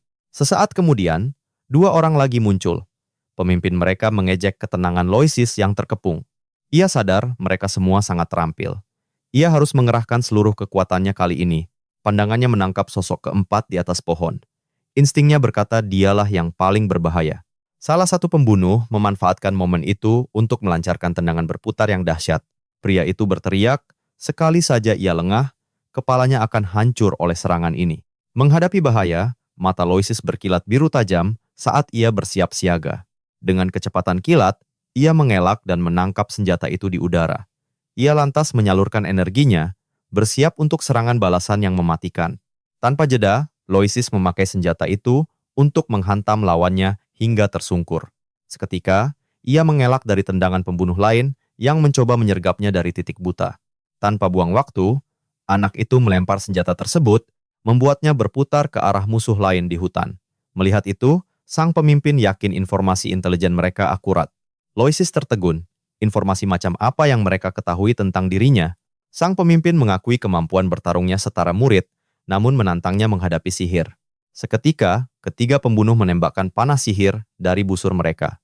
Loisis terkejut, namun berhasil menangkis serangan sihir dengan tangan kosong. Ia mengenali panah angin itu dan kesal karena harus menghadapinya di hutan. Dalam situasi terdesak ini, Loisis memutuskan memakai teknik pernapasannya untuk membalikan keadaan. Dengan itu, ia mengerahkan ki di tubuhnya untuk membangkitkan kemampuan latennya. Matanya menyala biru saat kekuatan dan kecepatannya meningkat secara drastis. Sang pemimpin mencibir, menganggap perlawanannya percuma saat rentetan panah sihir kembali dilepaskan. Namun Loisis melesat, menghindari setiap panah yang menusuk udara dengan kecepatan kilat. Seorang pembunuh terperangah bertanya-tanya kemana bocah itu menghilang di tengah serangan. Detik berikutnya, Loisis muncul di udara, menghancurkan busur panah dengan satu tendangan dahsyat. Pemimpinnya terbelalak, tak percaya akan kecepatan serangannya. Sebuah tendangan telak mendarat di kepalanya, membuatnya menjerit kesakitan. Meski hujan panah tak berhenti, ia mendarat mulus dan kembali menerjang para lawannya. Saat itu juga, sang pemimpin murka memerintahkan anak buahnya menghentikan Loisis. Satu anggota melesat ke udara, melancarkan tendangan mematikan. Tapi, Loisis menahan serangan itu, menciptakan gelombang kejut dari benturan keras mereka. Dahsyatnya kekuatan itu mendorongnya mundur. Ia terkejut dengan kekuatan si pembunuh. Ia terseret di tanah, menyadari lawannya kali ini bukan orang sembarangan. Dengan wajah serius, Loisis bersiap. Pria di hadapannya benar-benar tangguh. Si pembunuh misterius mendarat, menatapnya dengan aura yang meremehkan. Seketika, para pria lain mengepungnya, bersiap menembakkan panah sihir sekali lagi.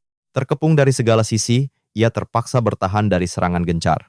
Beberapa panah sihir mengenainya serentak, membuktikan betapa sulit situasinya. Di bawah gempuran itu, Loisis akhirnya tersungkur. Seakan pertarungan usai, seorang pria berkapak mendekat. Ia mengeluh lelah karena akhirnya bisa menjatuhkannya. Ia curiga, bocah ini bukan rakyat biasa, karena jauh lebih merepotkan dari murid kebanyakan. Namun tiba-tiba, mata Loisis berkilat biru. Menatap tajam pembunuh itu dengan kilat. Dengan tangan kosong, ia menahan bilah kapak yang mengayun turun. Si pembunuh menjerit kesakitan. Tangan Loisis mencengkeram kapak dengan kekuatan luar biasa. Ia lalu membalikan momentum, menusukkan kapak ke leher lawannya. Dengan satu putaran, ia melempar tubuh itu ke arah yang lain, menjatuhkan mereka semua. Pembunuh misterius itu terkejut. Curiga jika bocah itu hanya berpura-pura lemah. Loisis bangkit, menatap dingin jasad yang baru saja ia habisi. Melihat itu, si pembunuh malah bertepuk tangan memuji kemampuannya. Loisis bertanya, "Apa kau tidak peduli?" Pria itu menjawab, ia tak peduli pada nasib para sampah. Dengan murka, Loisis melempar kapak itu sekuat tenaga. Namun lawannya sangat licin dan bergerak cepat. Ia menciptakan bayangan untuk mengecoh Loisis. Sambil menyiapkan energi ungu, ia berkata, "Jika bukan karena perintah, aku pasti ingin menjadikanmu muridku yang terkuat." Seketika, pukulan dahsyatnya menghantam bahu Loisis Carroll dengan telak. Dampaknya begitu kuat, menciptakan kawah besar di dasar hutan. Loisis terlempar, menjerit kesakitan dengan darah mengucur deras. Si pembunuh muncul di udara, siap melancarkan serangan akhir. Si pembunuh berkata, "Kekuatanmu memang di atas murid biasa, tapi tak berguna di hadapanku." Dengan mata menyala, ia berteriak, "Kau jauh di bawah levelku!" Serangannya menghantam tanah, menciptakan ledakan raksasa yang meluluh lantakan segalanya. Dengan pekikan perang, pria itu turun terbungkus energi gelap yang dahsyat. Energi gelap itu melesat untuk menghabisi Loisis selamanya. Debu tebal menutupi segalanya pasca serangan dahsyat itu. Si pembunuh menatap kawah, lalu terkejut melihat sesuatu di tengah asap tebal. Ternyata, Loisis masih hidup. Ia bertanya-tanya bagaimana bocah itu selamat dengan tubuh bercahaya. Bocah itu bangkit, berteriak, "Aku tidak akan mati di sini." Namun si pembunuh mencibir, "Sudah terlambat, nyawamu berakhir di sini." Ia berkata bahkan Dewi takkan bisa menolongmu, sambil menyiapkan serangan terkuatnya. Di ambang kematian, Loisis berteriak, mengeluarkan jurus andalannya, Palu Surgawi. Serangan ungu itu melesat turun, siap menghancurkan Loisis di dasar kawah. Dengan wajah membara oleh amarah, dia bersumpah takkan mati di tempat ini lagi.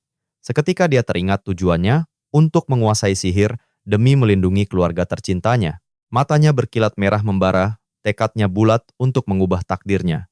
Apapun risikonya. Seketika, aura merah meledak dari tubuhnya, seraya dia meraung akan bertahan hidup. Energi merahnya melesat maju, beradu dengan palu ungu, sang pembunuh dalam bentrokan yang dahsyat. Si pembunuh terperangah, tak menduga perlawanan dari bocah itu.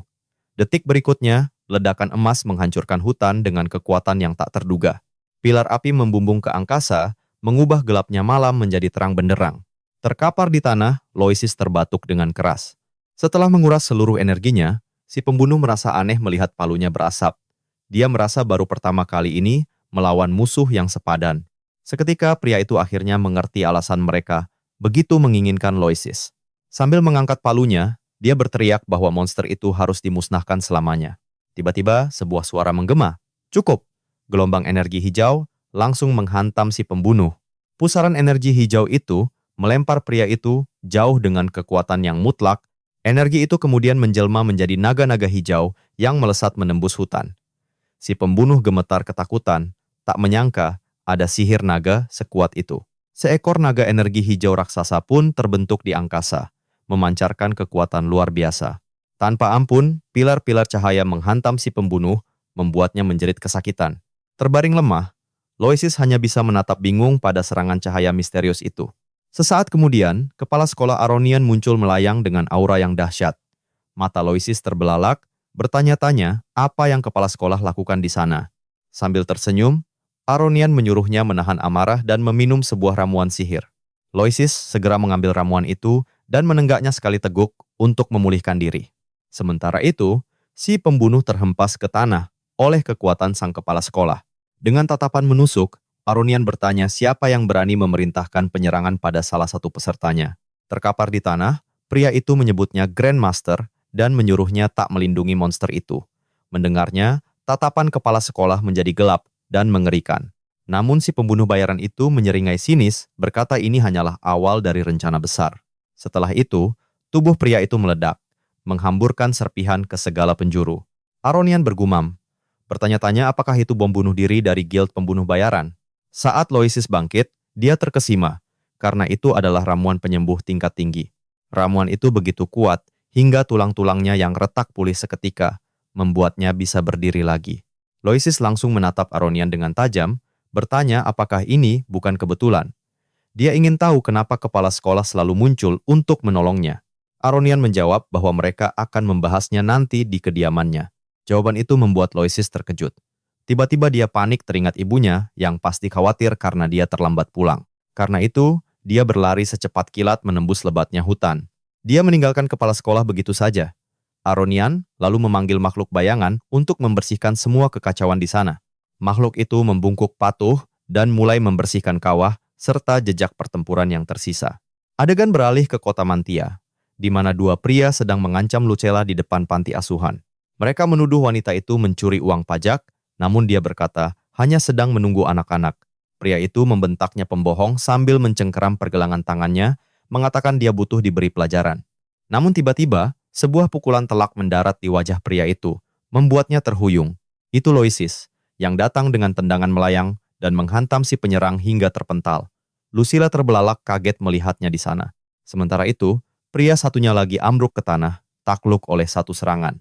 Sambil menutup mulut, rekannya gemetar ketakutan oleh pemandangan yang baru saja disaksikannya. Loisis berlari ke ibunya, cemas bertanya apa dia baik-baik saja. Namun Lucella memegang wajahnya, melihat pakaian putranya yang robek dan berdarah. Dia mencoba menenangkannya, beralasan hanya tersangkut di pohon selama ujian akademi sihir. Tiba-tiba pria satunya bangkit dengan marah, menuduhnya berani menentang tuan tanah setempat. Hal ini membuat Lucella takut. Sementara si pengganggu mengancam akan melaporkan Loisis pada tuan tanah. Mendadak, Aronian turun dari langit dan berkata sepertinya telah terjadi kesalahpahaman besar. Ia pun melayang turun di sisi Loisis, memperkenalkan diri sebagai kepala Akademi Kandria. Kedua pria itu gemetar, sadar bahwa yang di hadapan mereka adalah seorang Grandmaster. Dengan sorot mata yang tajam, sang kepala sekolah memerintahkan mereka pergi dan menyampaikan pesannya. Diliputi rasa takut, keduanya membungkuk hormat, berjanji akan melaporkan segalanya pada Grandmaster. Aronian kemudian berpaling pada Lucilla, mengatakan ada hal krusial yang perlu dibicarakan mengenai anak itu. Mereka bertiga pun memasuki panti asuhan, dan Lucilla mempersilakan sang kepala sekolah duduk di dekat perapian. Pandangan Aronian lantas tertuju pada sebuah batu gerinda, teringat pada laporan para bangsawan. Setelah diamati lebih dekat, ia sadar mekanisme batu itu terhubung ke seluruh penjuru rumah. Saat itu, Loisis sedang mengatur sebuah panel di dinding, menunjukkan bahwa panel itu adalah bagian dari sistem yang sama. Sambil menyajikan buah, Lucilla menjelaskan, Loisis lah yang merancang semua ini untuk memudahkan hidup mereka. Ia lalu cemas bertanya, apakah putranya membuat masalah. Namun Aronian menepisnya, menyebut karya anak itu luar biasa. Sang kepala sekolah bergumam, bakat semacam ini hanya pernah ia baca dalam kitab kuno Gaya. Ia teringat era kelam saat monster berkuasa, hingga seorang jenius muncul di bawah bimbingan sang dewi. Anak itu menciptakan seni bela diri, arkana, dan bersama rekan-rekannya, mereka melawan balik para monster. Berkat mereka, perang pun dimenangkan. Hari itu dikenang sebagai hari pembebasan dalam kalender baru. Dalam kitab Gaya, nama pahlawan agung itu terukir abadi. Lucilla menyebutnya sebagai sang penyelamat, namun Loisis menyela bahwa dalam legenda yang beredar, pahlawan itu tak pernah ada. Aronian menjelaskan, dalam legenda, sosok sang pahlawan digambarkan sangat berbeda dari wujud aslinya. Sesaat kemudian, ia mengungkap fakta mengejutkan, bahwa pahlawan itu memiliki rambut hitam dan mata hitam legam. Dengan raut serius, kepala sekolah menegaskan, ini adalah rahasia besar yang hanya diketahui oleh kaum elit manusia. Ia melanjutkan kisah, bahwa sang pahlawan memang telah menyelamatkan dunia, namun benih kegilaan mulai tumbuh di hatinya.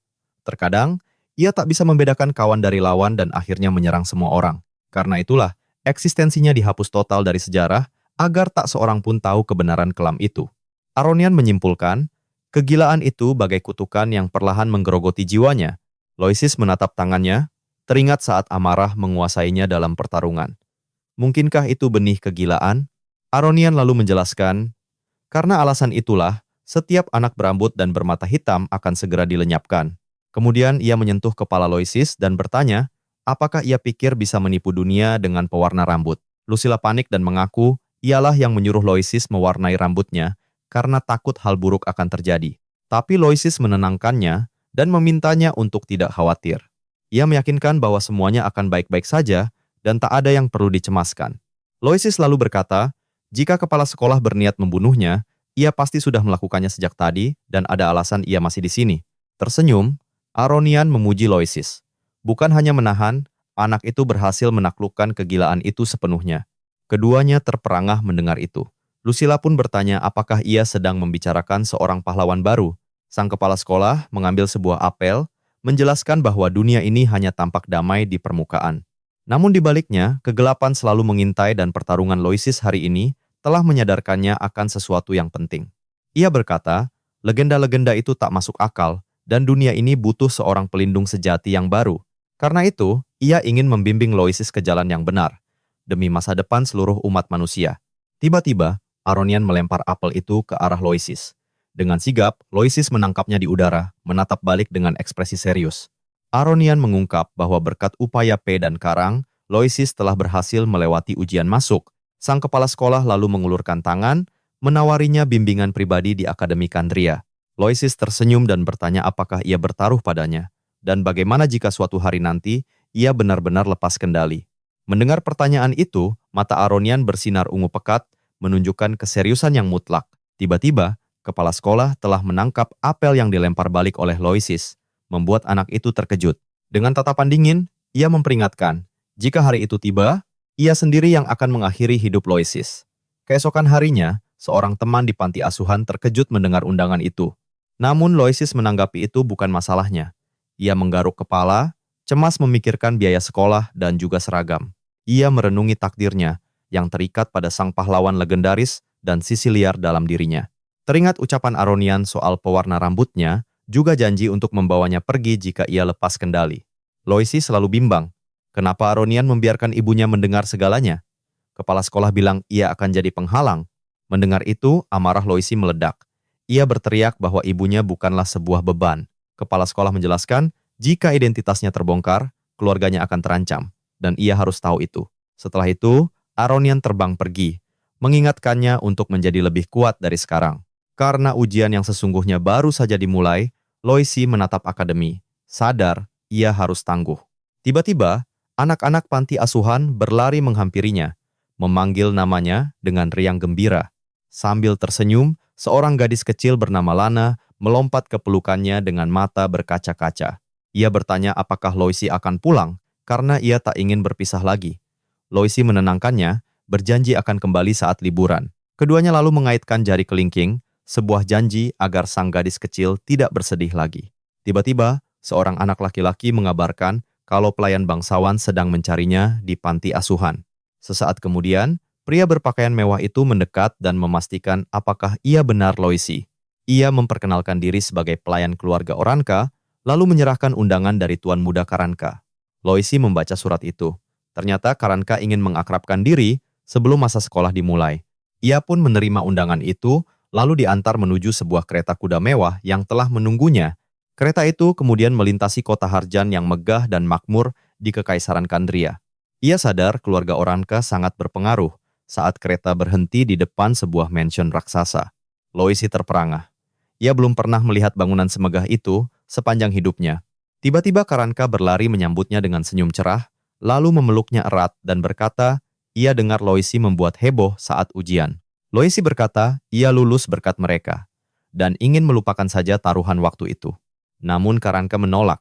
Sang bangsawan muda itu berkata, mereka belum sempat bertarung saat ujian. Jadi, ia ingin Loisi menjadi lawannya sebelum kelas dimulai. Loisi Carol pun tersenyum. Ia tahu Karanka ingin belajar sihir bersamanya. Tiba-tiba sebuah suara dingin menginterupsi mereka. Ternyata itu ibu Karanka yang menatap Loisi dengan jijik dan bertanya siapa anak itu. Karanka mencoba memperkenalkan Loisi sebagai temannya, tapi ibunya sama sekali tak menyukai gagasan itu. Dengan bentakan keras, wanita itu memotong ucapan anaknya, menunjukkan tatapan penuh kuasa. Ia memarahi Karanka karena persahabatannya, bertanya sejak kapan rumah mereka jadi tempat untuk orang sembarangan. Katanya, Loisi tak pantas menjadi teman anaknya dan bergaul dengannya hanya buang-buang waktu. Sang bangsawan lalu menyuruh Karanka berlatih sesuai perintah ayahnya untuk menjadi penyihir hebat. Sesaat kemudian, ia mendekati Loisi dengan angkuh dan menatapnya tajam. Ia bertanya apa tujuannya mendekati putranya. Apakah demi uang atau demi kekuasaan? Wanita bangsawan itu lalu menawarkan sebuah cincin emas, berkata benda itu cukup untuk hidupnya jika ia mau pergi. Dengan hina, ia melemparkan cincin itu ke lantai, menyuruh Loisi mengambilnya dan enyah dari rumahnya. Karanka murka dan membentak ibunya, mempertanyakan perlakuan kasarnya itu. Kemudian Karanka meminta maaf atas sikap ibunya. Loisi berlutut, berkata ia berteman karena melihat potensi sejati Karanka. Ia lalu memungut cincin itu dari lantai, dan bertanya apakah ucapan Karanka begitu tak berharga di matanya. Hati Karanka tersentuh oleh sikap temannya. Ia menatap Loisi dengan penuh rasa khawatir. Melihat perlawanan itu, sang bangsawan menjadi geram dan memanggil para pengawalnya untuk mengatasi situasi. Dengan amarah, ia memerintahkan pengawalnya untuk mengusir rakyat jelata itu dari kediamannya saat itu juga. Karanka berdiri di depan, mencoba menghentikan mereka, mengatakan Loisi lebih berbakat darinya, dan bahkan mengalahkan Pei. Sang bangsawan mencibir, tak percaya bualan itu karena rakyat jelata takkan pernah bisa melampaui keluarga besar. Namun Loisi menegaskan bahwa bersamanya, Karanka bisa menjadi jauh lebih kuat di masa depan. Wanita itu hilang kendali, berteriak bahwa rakyat jelata tak seharusnya bersikap lancang dan menghina keluarga Oranka. Para penjaga langsung meringkus mereka, menyeret keduanya keluar dari mansion secara paksa. Mendadak, sosok pria menakutkan muncul di pintu. Wajah seriusnya menarik perhatian semua orang. Pria itu mengulangi ucapan Loisis tentang bagaimana Karanka akan menjadi jauh lebih kuat. Sontak, ketiganya menoleh, terperangah oleh kemunculan pria itu yang tak terduga. Para penjaga langsung membungkuk hormat, memanggilnya Tuan dengan penuh takzim. Ibu Karanka tampak cemas, memanggilnya William dengan tatapan khawatir. Berlutut, ia berkata, jika Karanka terus begini, dia takkan pernah bisa mengejar ketertinggalannya. Namun, pria itu berjalan melewatinya, sama sekali tak peduli pada ucapan wanita itu. Di depan sosok mengerikan itu, Karanka membungkuk, memanggilnya ayah dengan hormat. Loisis pun merasakan aura kuat dari Grandmaster Oranka. William bertanya apakah ucapan Loisis benar. Karanka mengakui kemampuannya memang melampaui dirinya. Dengan aura seekor harimau, dia menantang Loisis, buktikan nilaimu, tunjukkan kekuatanmu. Loisis terhenyak. Dia merasakan niat membunuh yang pekat dari pria di hadapannya. Seketika, makhluk energi merah raksasa menerjang dengan kekuatan penuh. Serangan itu telak mengenainya. Dia berteriak, tak bisa bernapas akibat tekanan luar biasa. Di tengah rasa sakit, dia sadar, pria ini berada di level yang berbeda, sangat berbahaya. Mata William bersinar merah, memancarkan kekuatan dahsyatnya. Loisis sadar, pria ini serius ingin membunuhnya. Dengan tatapan dingin, sang Grandmaster bersiap menghabisi nyawa bocah itu saat itu juga. Menghadapi ancaman maut, mata Loisis berkilat cahaya biru saat dia mengerahkan kekuatannya. Dia merasakan tekanan mental yang luar biasa, seolah-olah jiwanya ditarik paksa dari raga. Tapi, dia menantang kekuatan sang Grandmaster, siap menangkis dengan segenap kemampuannya. Dia lalu mengungkap, berburu monster membuatnya kebal terhadap tekanan semacam ini.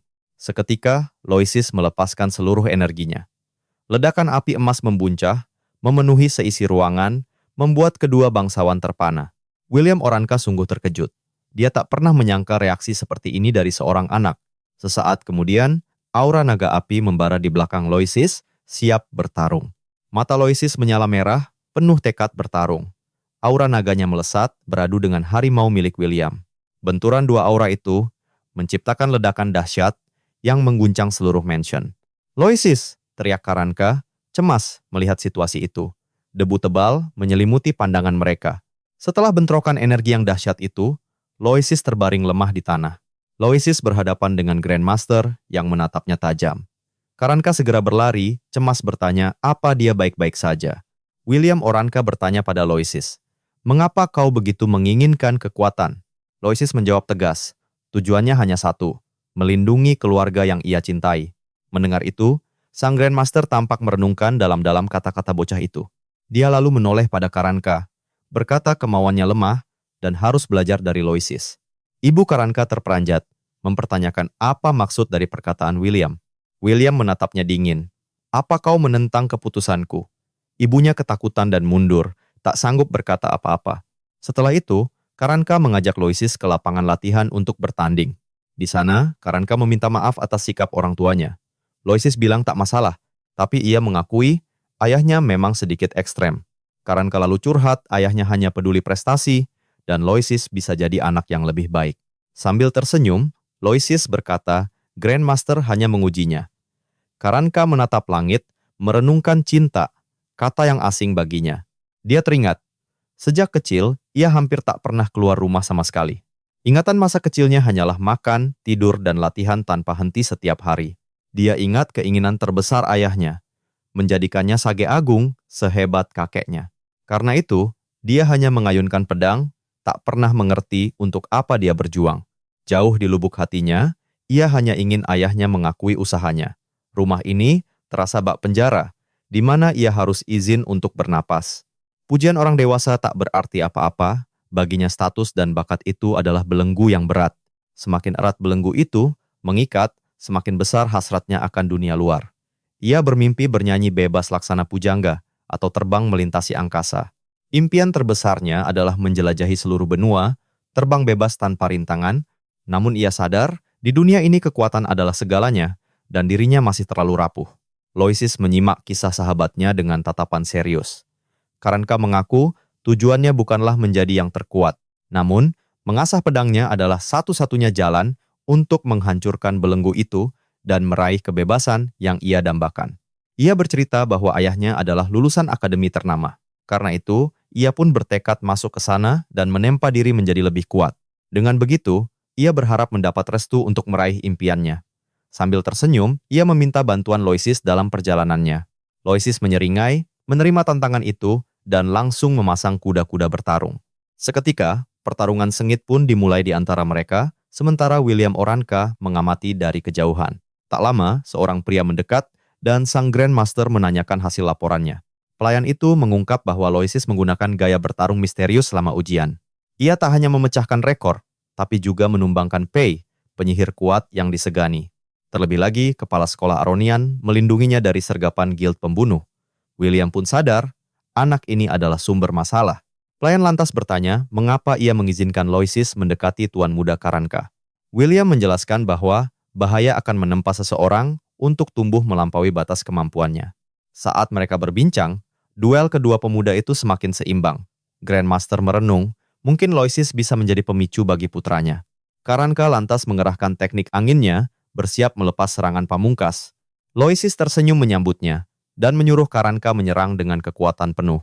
William tersenyum, menyadari insting putranya dalam menilai orang ternyata jauh lebih tajam. Karanka pun melepaskan jurus andalannya, sebuah serangan angin dahsyat dengan segenap tenaga. Menghadapi serangan itu, mata Loisis Carroll bersinar biru, cemerlang saat ia bersiap siaga. Karanka terperangah. Pukulannya ditahan dengan sangat mudah. Loisis menangkis serangan itu dan menghentikannya di udara. Ia lalu menjelaskan, aliran energinya memang bagus, namun gerakannya terlalu lurus dan mudah ditebak. Karanka tersenyum, akhirnya ia paham mengapa Pei yang hebat itu pun tak mampu mengalahkannya. Loisis tampak berpikir, lalu bertanya kenapa temannya terus menatapnya. Karanka balik bertanya, apakah Loisis merasakan ada yang janggal dengan gaya bertarungnya? Karanka bingung, itu adalah seni rahasia keluarga Oranka. Dengan wajah serius, Loisis berkata bahwa masih ada jalan lain. Karanka terhenyak. Ia tak pernah memikirkan ada cara lain selain ajaran turun-temurun keluarganya. Loisis lantas mengambil sebuah pedang dari gudang senjata, bersiap untuk menunjukkan maksudnya. Sambil tersenyum, ia bertanya, apa Karanka tak ingin mengejutkan ayahnya dengan kemampuan baru? Dari kejauhan, Grandmaster William terus mengawasi kedua pemuda yang berlatih di lapangan. Ia tampak penasaran, jurus macam apa yang coba diajarkan Loisis pada putranya. Keduanya lalu melesat ke udara, memulai latihan baru dengan menggunakan belati di tangan. Loisis menjelaskan bahwa dalam pertarungan, kecepatan adalah senjata terhebat. Menurutnya, kecepatan bukan hanya soal gerakan, tapi juga reaksi dan pengambilan keputusan secepat kilat. Ia melanjutkan, kecepatan alami Karanka sangat luar biasa dan cocok dengan elemen angin, namun akan menyulitkan teknik tusukan. Ia menduga kesulitan inilah yang mungkin membuat ayahnya berhenti di tingkat Grandmaster untuk memaksimalkan potensinya. Loisis mengingatkan bahwa Karanka perlu beralih ke gaya bertarung yang lebih spesifik. Loisis kemudian mengambil dua belati dan bertanya apakah Karanka siap untuk perubahan ini. Karanka menyeringai, jangan samakan aku dengan bangsawan lain. Aku akan lakukan apapun demi kebebasan. Mendengar itu, Loisis memuji semangatnya dan berkata kuncinya adalah bergerak maju mundur sesuai situasi. Dengan tatapan penuh tekad, keduanya sepakat menunjukkan hasil latihan mereka pada William.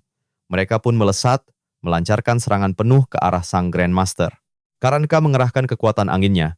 Percepat, tingkatkan ritme serangan, keduanya pun meluncur turun, mengerahkan seluruh kekuatan. Laksana komet hijau, mereka menerjang sang Grandmaster.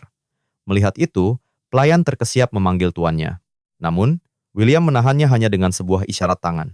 Karanka melesat di hadapan ayahnya, memamerkan jurus belati barunya. Sesaat kemudian, Loisis muncul di depan sang Grandmaster. Ia menjelaskan, belati adalah senjata tercepat dan paling lincah dalam pertarungan. Dengan tatapan tajam, Loisis berkata, mereka harus memaksimalkan keunggulan belati itu. Kemudian ia memakai langkah kupu-kupu, melampaui kecepatan reaksi lawannya. William Oranka terkejut melihat teknik itu dan mengamati demonstrasinya dengan saksama. Ia bergerak lincah bak kupu-kupu, menyerang Grandmaster dari berbagai penjuru. Di saat yang sama, Karanka dengan kekuatan anginnya menciptakan beberapa klon dirinya. Mereka pun menyerang bersamaan dari udara, menggabungkan skill untuk mengesankan Grandmaster. Karanka merasa tubuhnya ringan, belati, dan dirinya bergerak seolah menjadi satu. Dengan sensasi baru itu, ia merasa bebas laksana seekor burung di angkasa. Ia menyukai perpaduan tekniknya dengan elemen angin. Seketika, aura hijau menyelimuti belatinya. William Oranka mengamati dengan ekspresi serius, tampak terkesan saat Karanka bersiap. Matanya terbelalak, ia tak pernah menyangka ini. Dengan pekikan perang, Karanka mendeklarasikan jalan bela diri barunya yang sejati. Namun, William Oranka sama sekali tidak terlihat terkesan dengan demonstrasi itu. Tiba-tiba, ia melepaskan energi merah dahsyat yang melempar kedua pemuda itu hingga terpental. Sang Grandmaster mengejek mereka bodoh karena meninggalkan teknik dasar hanya untuk pamer. Meski terpental, mereka langsung bersiap menyerang lagi. Loisis berteriak agar Karanka mempercepat gerakannya. Seketika, Karanka mengerahkan kekuatan anginnya untuk melesat maju, diikuti Loisis dengan kecepatan penuh. Gerakan mereka menyilang, menciptakan serangan energi berbentuk X. Menghadapi serangan itu, tatapan Grandmaster menjadi sangat serius. Mereka terus menggempur tanpa henti dari berbagai sudut. Seketika, mata William Oranka berkilat merah, menandakan ia akhirnya akan serius. Dengan tangan energi merah, ia bertanya, hanya ini saja? Tangan itu lalu melesat untuk menangkap Karanka. Namun Karanka lebih cepat dan berhasil menghindar di saat terakhir. William Oranka menatap penuh amarah, serangannya yang mutlak itu telah gagal. Ia menatap dari atas dan menyebut putranya pengecut karena telah menghindar. Loisis berkata mundur bukan kelemahan, Karanka pun bersiap untuk serangan berikutnya. Seketika, kaki Karanka bersinar dengan energi angin, siap untuk kembali menerjang maju. Gerakan mundurnya adalah awalan serangan baru. Karanka pun melesat menuju ayahnya. Karanka lantas menciptakan tornado angin, menyerang Grandmaster dengan seluruh kekuatannya. Loisis bergabung, mereka berlari berdampingan. William Oranka terkejut melihat serangan gabungan mereka. Sambil berteriak, duo itu melompat ke udara, melancarkan serangan akhir pada Grandmaster. Setelah itu, Loisis membahas teknik baseball change-up, membuat Karanka tampak bingung. Matanya berbinar, ia bersiap untuk mendemonstrasikan teknik itu pada temannya. Ia berteriak lalu melompat, menyerang rambut Karanka dengan belatinya untuk menjelaskan. Karanka bereaksi sigap, berhasil menangkis serangan itu dengan senjatanya sendiri. Kini keduanya saling berhadapan, belati mereka beradu. Latihan di antara mereka terus berlanjut. Ia menjelaskan, teknik ini dipakai untuk mengelabui lawan dengan perubahan kecepatan, gerakan santai pun bisa menjadi sebuah tipuan. Jika reaksi lawan lambat, mereka bisa dihancurkan. Dengan lincah, William Oranka dengan mudah menghindari serangan kedua bocah itu. Karanka melesat maju, mengayunkan belatinya lurus ke arah sang ayah dengan seluruh kekuatannya. Namun, sang Grandmaster hanya mendengus. Serangan lamban seperti ini tak ada artinya bagiku. Dengan mata sedingin es, ia menganalisis setiap gerakan putranya, bertahan tanpa celah sedikit pun. Karanka memanfaatkan momentum, melompat ke atas ayahnya untuk melancarkan serangan kombinasi dari udara. Inilah saatnya, Karanka bersiap untuk fase kedua dari rencana yang ia susun bersama Loisis. Keduanya tersenyum penuh keyakinan, siap untuk melepaskan serangan pamungkas yang telah mereka siapkan. Dengan pekikan perang, mereka menyerbu sang Grandmaster dari dua sisi. Namun pria itu hanya berkata, "Cukup," lalu menghentikan latihannya. Gerakan duo itu terhenti seketika, terkejut oleh perintah sang master yang berdiri dengan tangan di belakang punggung. William menatap putranya, sorot matanya kini berubah sangat serius.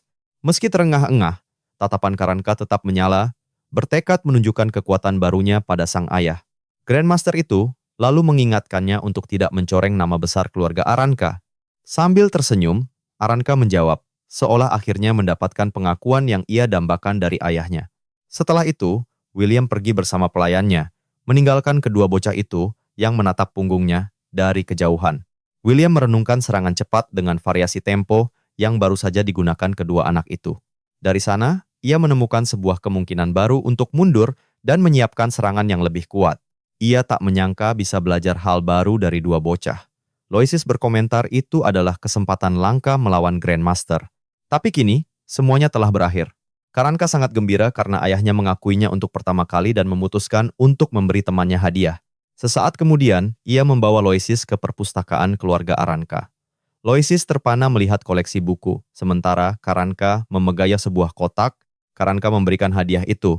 "Tanpamu, aku tak akan menemukan jalanku secepat ini," ucapnya tulus. Loisis terdiam, terkejut dengan sikap tulus yang ditunjukkan oleh temannya itu. Kotak itu berisi buku, kantong uang, dan gulungan. "Ini buku sihir langka, pasti akan sangat membantumu," jelas Karanka. Loisis melihat kurikulumnya, terbagi atas sihir dan bela diri, dan semua siswa wajib menjalani sebuah ritual. Karanka menjelaskan bahwa ritual itu untuk merasakan elemen sihir melalui patung Dewi Gaya. Ia lalu mengungkapkan bahwa keluarga besar pun harus membayar 10 koin emas untuk ritual itu. Loisis panik mendengar harganya, tapi Karanka menenangkannya dan berkata kalau di akademi itu gratis. Namun, Karanka menjelaskan bahwa biaya hidup dan buku sangat mahal, jadi ia memintanya menerima hadiah itu. Ia menyodorkan kotak itu dan bertanya, "Dengan ini, janji kita lunas kan?" Loisis setuju, sambil berpikir ia harus segera mencari cara untuk menghasilkan uang di akademi. Tiba-tiba, sebuah ide cemerlang terlintas. Ia memutuskan akan memakai pengetahuan dari kehidupan sebelumnya. Dengan pemikiran itu, ia bertanya pada Karanka, "Apakah keluargamu punya koneksi dengan serikat pedagang?" Loisis tersenyum misterius dan berkata, "Itu rahasia. Kau akan tahu semuanya pada waktunya." Seminggu kemudian, hari upacara penerimaan akademi akhirnya tiba. Mengenakan seragam baru, Loisis berjalan penuh percaya diri. Tiba-tiba, seorang gadis berambut merah muda di belakangnya, mencium aroma unik yang berasal dari Loisis. "Parfum mahal? Pasti orang tuanya bangsawan hebat," pikir gadis itu dalam hati. Gadis bernama Rose itu memperkenalkan diri dan memberi selamat pada Loisis karena berhasil masuk akademi. Loisis menerima tawarannya untuk berkeliling dan memperkenalkan dirinya sebagai Loisis Carroll kepada gadis itu. Rose mengajaknya berkeliling, namun dalam hati ia bertanya-tanya, "Keluarga Carroll, aku belum pernah dengar." Sambil berjalan, ia mulai menjelaskan bahwa selama 2 tahun terakhir, kondisi Kaisar semakin menua. Akibatnya, faksi bangsawan kerajaan dan faksi bangsawan akademi kini tengah berebut kekuasaan. Rose menjelaskan, berkat kepala sekolah, akademi ini tampak damai di permukaan. Tapi di baliknya, terjadi perebutan sumber daya yang sengit di antara para siswa. Ia memperingatkan, jika seorang siswa menjadi target dan tidak punya cukup kredit, mereka bisa dikeluarkan. Dengan itu, gadis itu mendekat padanya dengan tatapan menggoda, seolah ingin mengorek informasi. Ia lalu bertanya, "Kau berencana bergabung di pihak mana?" Loisis pun terdiam membisu. Tiba-tiba, sesosok pemuda pirang muncul dan memotong percakapan mereka di halaman. Dia mengenali Loisis sebagai si rakyat biasa pemecah rekor dan memperkenalkan diri sebagai Brian. Rose terperangah, tak percaya pemuda itu rakyat biasa dan merasakan aura yang berbeda darinya. Dia pun mendekat dan berbisik bahwa Loisi sedang diawasi, jadi dia harus berjuang keras. Setelah tahu Loisi rakyat biasa, minatnya langsung hilang, dan dia berbalik pergi. Meski dikeluhkan buang waktu, Loisis tersenyum ramah. Brian lantas menoleh, menyuruhnya tak peduli pada sikap angkuh gadis itu. Sambil menjabat tangannya, Brian menjelaskan bahwa akademi adalah miniatur kerajaan. Mendadak, Karanka muncul berlari sambil meneriakkan nama temannya di depan umum. Brian pun pamit, berpesan agar Loisi menghubunginya jika butuh bantuan di akademi. Loisi terdiam sejenak, memandangi punggung Brian yang menjauh melintasi halaman. Tak lama, Karanka mendekatinya dari belakang dengan wajah penuh curiga. Karanka bertanya apa yang mereka bicarakan, dan Loisi menjawab itu hanya sekadar sapaan biasa. Karanka lalu mengungkap bahwa Brian adalah putra kanselir, namun hubungan keduanya tidak akur. Loisi berkomentar pria itu tampak baik, namun tiba-tiba Payan muncul dan meremehkan orang lemah seperti Brian. Miliana menyindir Karanka. Jika dia sekuat Loisi, Payan pasti akan mengakuinya. Mendengar itu, Payan berterima kasih pada Loisi atas bantuannya saat ujian. Tapi dia menegaskan bahwa kelulusannya adalah hasil usahanya sendiri. Dengan tinju terkepal, bangsawan itu menatap tajam, bersumpah akan menang kali ini. Tapi Loisi tak peduli. Membuatnya berteriak jika ingin perhatian, kalahkan dulu dia dalam duel. Saat Miliana menyeret Payan pergi, sang bangsawan berteriak bahwa Loisi akan menyesal. Setelah keributan usai, Karanka menyerahkan sekantong besar koin pada Loisi sebagai bagiannya. Karanka menjelaskan, uang itu didapat dari mengikuti instruksi Loisi di perusahaan dagang desa Bern. Di sana, Loisi menunjukkan parfum dan mengungkap rahasianya, membuat Karanka ragu, namun Loisi meyakinkannya untuk mencoba menjual produk tersebut. Benar saja, Karanka terkejut melihat labanya dan akan memberi sebagian untuk ibunya, sementara Loisi tersenyum. Loisi lalu meminta temannya menjaga rahasia bisnis mereka, dan Karanka setuju karena ikut untung. Di resepsi, seorang pria memberikan kartu kredit pada Loisi. Berharap dia menjadi seorang master. Sesaat kemudian, para bangsawan lain menatapnya sinis, menyalahkannya atas dikeluarkannya Seth. Mendengar itu, Karanka mengonfirmasi Seth diusir karena ketahuan menyewa pembunuh bayaran. Dengan tatapan dingin, Loisi akhirnya paham siapa dalang di balik serangan di hutan. Karanka lantas memperingatkannya bahwa Seth punya kakak bernama Jess yang harus diwaspadai. Tiba-tiba, Jess menatap mereka berdua dari kejauhan dengan tatapan penuh dendam. Dengan senyum licik, dia berkata pada temannya bahwa kesenangan baru saja dimulai. Adegan beralih ke aula besar akademi, di mana upacara penerimaan akan segera dimulai. Di atas panggung, kepala sekolah Aronian menyambut semua orang dan memberi selamat atas keberhasilan mereka. Dia lalu memperingatkan bahwa ini baru permulaan, dan semua orang harus berjuang menjadi kuat. Kepala sekolah kemudian mengumumkan pidato selanjutnya dari perwakilan mahasiswa baru, Neil Guan. Sesaat kemudian, pria berkapak itu naik ke panggung tanpa alas kaki dan baju, membuat semua orang terkejut. Para siswa terheran-heran mengapa peringkat pertama itu bertelanjang dada dengan aura segila itu. Melihat pemandangan itu, Profesor Mar dan kepala sekolah Aronian tak percaya dengan sikap konyolnya. Sambil mengangkat kapak, Neil berteriak pada semua orang bodoh di sana untuk mendengarkannya baik-baik. Dia lalu menyatakan tujuannya adalah untuk menghajar semua orang sampai mereka tunduk padanya. Para bangsawan murka atas kelancangan itu menyebutnya binatang buas karena ancamannya. Pria berkapak itu balas berteriak, menyebut mereka semua hanyalah sekelompok pengecut besar mulut. Menyaksikan kekacauan itu, Aronian hanya bisa memijat kening, rasanya ingin pensiun saat itu juga.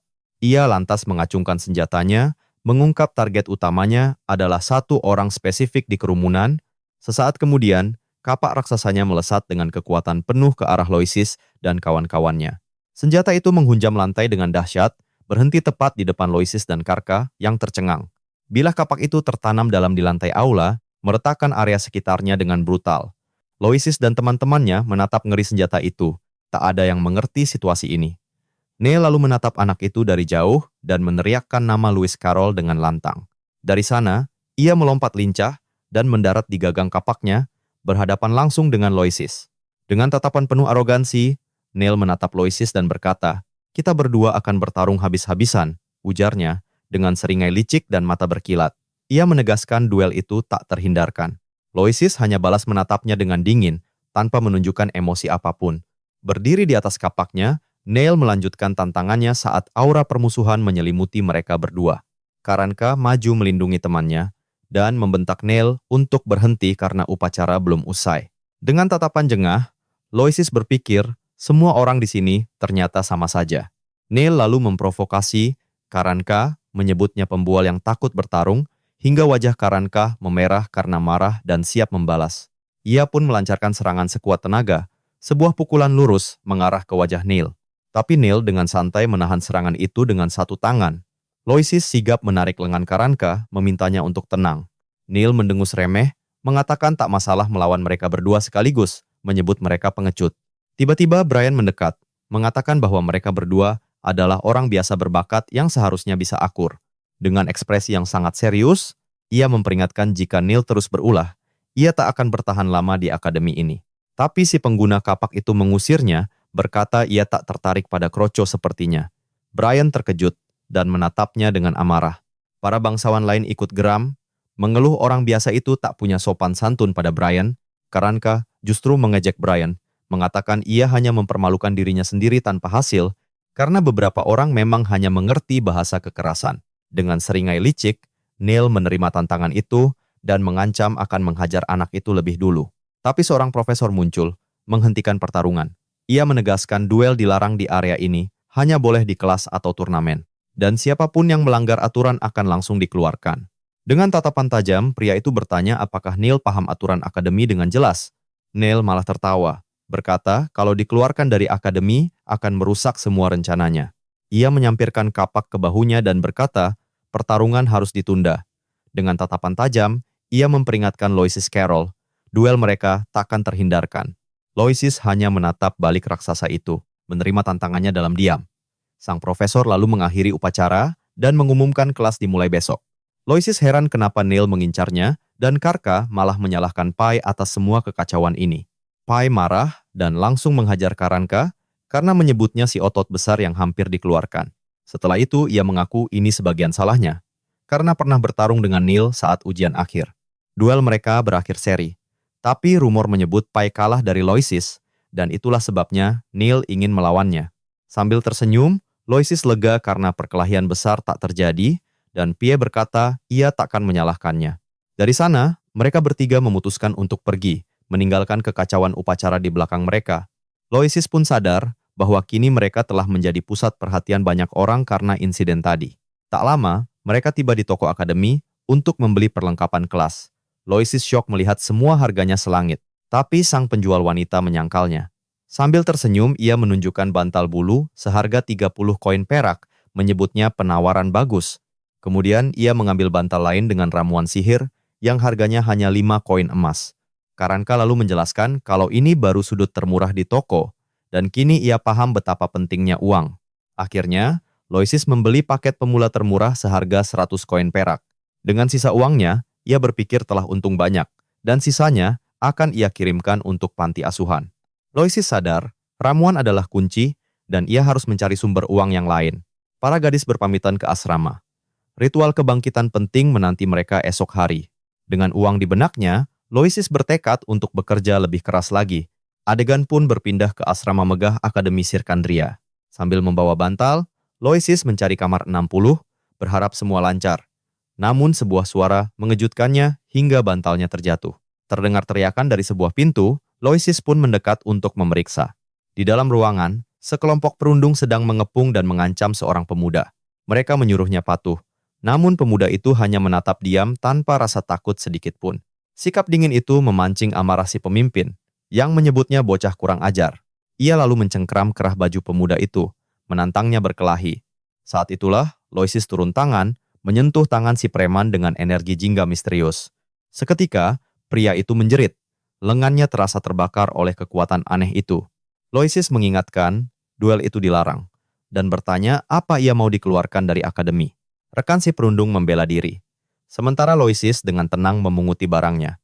Si perundung berteriak, menuduh Loisis memukul duluan, dan ini adalah pembelaan diri. Sebuah pukulan melayang, namun Loisis dengan mudah menepisnya dengan sebelah tangan.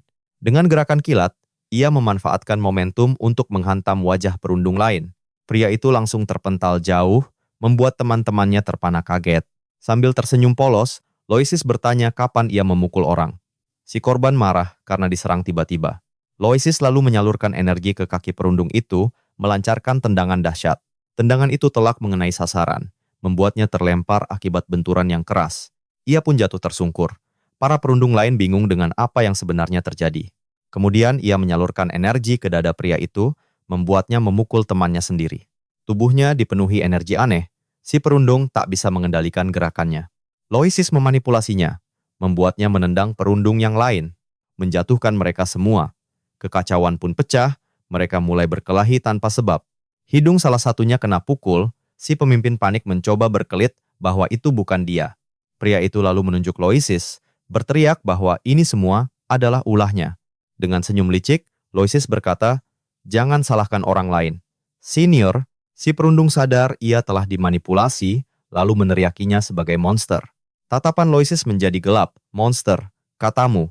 Si perundung mundur ketakutan, menanyakan apa yang akan ia lakukan. Pemuda yang diselamatkan berterima kasih. Loisis baru sadar, dia adalah teman sekamarnya. Loisis lalu bertanya, apa ia mau membiarkan masalah ini begitu saja? Ia mengingatkan, jika perkelahian ini ketahuan, semua akan kena masalah dan menawarkan lapor. Si pemimpin ketakutan dan menyuruh anak buahnya lari, menyebut Loisis tidak normal. Loisis memperkenalkan dirinya dan bertanya siapa nama teman sekamar barunya. Pemuda itu hanya berbalik, menunjukkan label nama di seragamnya tanpa bicara. Dengan penasaran, Loisis membaca nama yang tertera di sana. Cara Cardans. Setelah itu, pemuda itu masuk kamar dan menutup pintu tepat di hadapan Loisis. Loisis terdiam sejenak, mencerna semua kejadian yang baru saja berlangsung. Ia lalu tersenyum tipis, berpikir pemuda itu sangat pemalu dan tipe yang mudah dirundung. Sambil merapikan barang, Loisis merenung bahwa banyak sekali yang terjadi hari ini. Di hari pertamanya, adegan beralih ke kuil Dewi. Dua sosok bertarung dalam ritual aneh, diawasi oleh dua pria misterius. Esok harinya, para siswa baru berkumpul di kuil Agung Akademi untuk ritual kebangkitan. Loisis terpukau dengan kemegahan kuil itu. Ia bertanya-tanya, inikah sang dewi dunia mereka? Di hadapan patung agung, seorang profesor dengan angkuh mendeklarasikan dirinya sebagai sang pencipta. Sang profesor berkisah, dahulu Dewi Gaia menciptakan dunia tempat manusia dan monster hidup berdampingan. Namun, seiring waktu, para monster mulai menyalahgunakan kekuatan dahsyat mereka. Naga merajai angkasa, Behemoth menguasai daratan, dan Kraken mendominasi lautan dengan kekuatan brutal mereka. Akibatnya, jutaan manusia musnah dalam kekacauan, membangkitkan murka sang Dewi Gaia. Maka, ia menganugerahkan berkah pada manusia tanpa sihir, memberi mereka harapan untuk melawan. Dari sanalah tercipta seni bela diri Arcana, dan setelah perang panjang, mereka meraih kemenangan. Profesor berkata, kini giliran mereka menerima berkah Dewi dan membangkitkan esensi sejati dunia. Loisi, dengan wajah kesal, menyadari tak ada nama pahlawan pertama dalam legenda. Kenapa eksistensinya dihapus? Tiba-tiba, sang profesor menunjuk dua pemuda di tengah kerumunan para murid. Ia membawa keduanya ke sisi kuil, tempat ritual pembangkitan akan segera dilaksanakan. Di depan altar, ia mengingatkan, hanya yang berbakat yang bisa merasakan para elemen. Dengan ekspresi jijik, ia menambahkan, jika mereka gagal, mereka tak lebih dari sampah tak berguna. Loisi hanya menatapnya dengan wajah datar, sama sekali tak goyah oleh provokasi itu. Pria itu berteriak, akademi tak butuh sampah, sembari melepaskan energi ungu ke arah mereka. Sang profesor memerintahkan semua duduk, ritual akan dimulai. Loisi menatapnya, heran akan kebencian itu. Profesor menjelaskan, 4 elemen agung, bumi, api, air, dan angin adalah fondasi dunia. Ia memerintahkan semua murid untuk memfokuskan pikiran, meraih elemen di bawah berkah sang Dewi. Pria itu pun memulai doa, memohon restu dari Dewi yang bertahta di singgasana langit. Sesaat kemudian, lingkaran sihir di lantai bersinar dengan cahaya warna-warni yang intens. Simbol keempat elemen mulai berpendar, menjawab panggilan dari ritual kebangkitan. Di tengah doa, patung Dewi Gaia bereaksi. Matanya menyala, menembakkan sinar raksasa ke seluruh kuil. Patung itu memancarkan energi suci yang dahsyat, memenuhi seluruh sudut ruangan. Cahaya itu memadat, membentuk bola empat elemen di hadapan para murid, beberapa terlempar oleh kekuatannya. Tiba-tiba, wujud spiritual Sang Dewi muncul di tengah ruangan yang penuh bintang dan cahaya. Seorang murid terkesima. Jadi inikah elemen-elemen yang sering dibicarakan itu? Seketika, elemen api memilih seorang murid, sementara yang lain membangkitkan kekuatan elemen air. Tiba-tiba, tornado api raksasa mengelilingi Pai, menunjukkan kekuatannya yang sungguh luar biasa. Tak hanya api, ia juga membangkitkan elemen tanah, membuat semua orang di sana tercengang. Mereka tak percaya bagaimana rakyat biasa bisa menguasai sihir dengan mudah. Dia seorang jenius.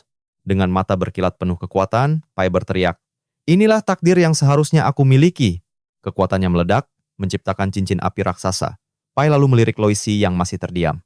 Dengan lengan terbungkus oleh zirah batu, ia berkata, "Orang sepertimu tak pantas jadi lawanku." Dengan aura api, ia berteriak semua elemen tunduk padanya. Karanka menyadari tak ada elemen yang mendekati temannya, ia pun mulai merasa cemas. Loisi bingung, ia tak bisa merasakan apapun. "Kenapa?" tanyanya dalam hati. "Apa karena aku bukan dari dunia ini?" Tapi, ia ingat pernah merasakan kekuatan aneh sebelumnya. Saat berlatih tanding dengan Karanka, dengan mata yang terpejam, pikirannya serasa tercekik oleh sesuatu yang gelap dan aneh, seolah energi itu membelenggunya, mencegahnya membangkitkan sihir. Dengan marah, Loisi bertekad, kehendakku tak akan bisa dikendalikan. Seketika, ia teringat kehidupan lalunya, saat terkurung di kursi roda dengan penuh amarah. Loisi melepas energi biru, tekadku takkan hancur. Ia meledak, melepaskan gelombang kejut dahsyat. Ledakan energi biru menyebar ke segala penjuru, dengan kekuatan yang mendominasi segalanya. Seketika, wujud Sang Dewi lenyap dan kembali menjadi patung batu yang biasa. Loisi membuka matanya dan terkejut melihat apa yang kini mengelilinginya di dalam ruangan. Empat cahaya elemen menari di matanya. Inikah kekuatan yang begitu ia dambakan? Sang profesor terbelalak, lingkaran sihir pengurung telah ia pasang. Bagaimana bocah itu bisa lolos? Terbebas dari segel, Loisis mengulurkan tangan, mencoba meraih salah satu elemen bercahaya itu, namun elemen air justru menghindarinya, meninggalkan kebingungan di benaknya. Ia bisa merasakan energi elemen, tapi tak bisa menyentuhnya. Di kuil, tubuhnya tiba-tiba bergerak sendiri, membentuk kuda-kuda aneh. Loisis meringis kesakitan, sementara temannya Karanka menatap dengan cemas. Profesor itu mendengus sinis. "Kau pikir melarikan diri akan menyelesaikan masalahmu? Bodoh." Ia lalu mengungkap bahwa lingkaran itu sengaja dipasang untuk memutus aliran roh dan elemen. Ditambah lagi, sebuah bola sihir digunakan untuk melemahkan koneksinya pada kekuatan elemen. Sang profesor berkata, ia harusnya menyalahkan diri sendiri karena mencari banyak musuh. Dengan senyum licik, ia menyuruhnya untuk pasrah dalam keputusasaan hingga ritual usai. Saat senja tiba, kebanyakan murid di akademi sudah berhasil membangkitkan kekuatan mereka. Neil dan kawan-kawannya mengejek dua murid yang masih kesulitan membangkitkan kekuatan. Dengan mata terpejam, Loisis memusatkan seluruh inderanya untuk merasakan energi alam di sekitarnya. Tiba-tiba, temannya menepuk pundaknya menunjuk ke lantai. Loisis bingung, ada apa dengan lantai ini? Karanka berbisik dengan wajah tegang, lantai yang kita duduki ini adalah sebuah perangkap. Amarah Loisis meledak, menyadari sang profesor benar-benar ingin menjegalnya. Dengan tekad membara, ia memasang kuda-kuda. Satu pukulan dahsyat ia layangkan, menghancurkan lantai perangkap itu. Loisis terkesiap, tak menyangka ada jebakan tersembunyi di bawah lantai yang hancur itu.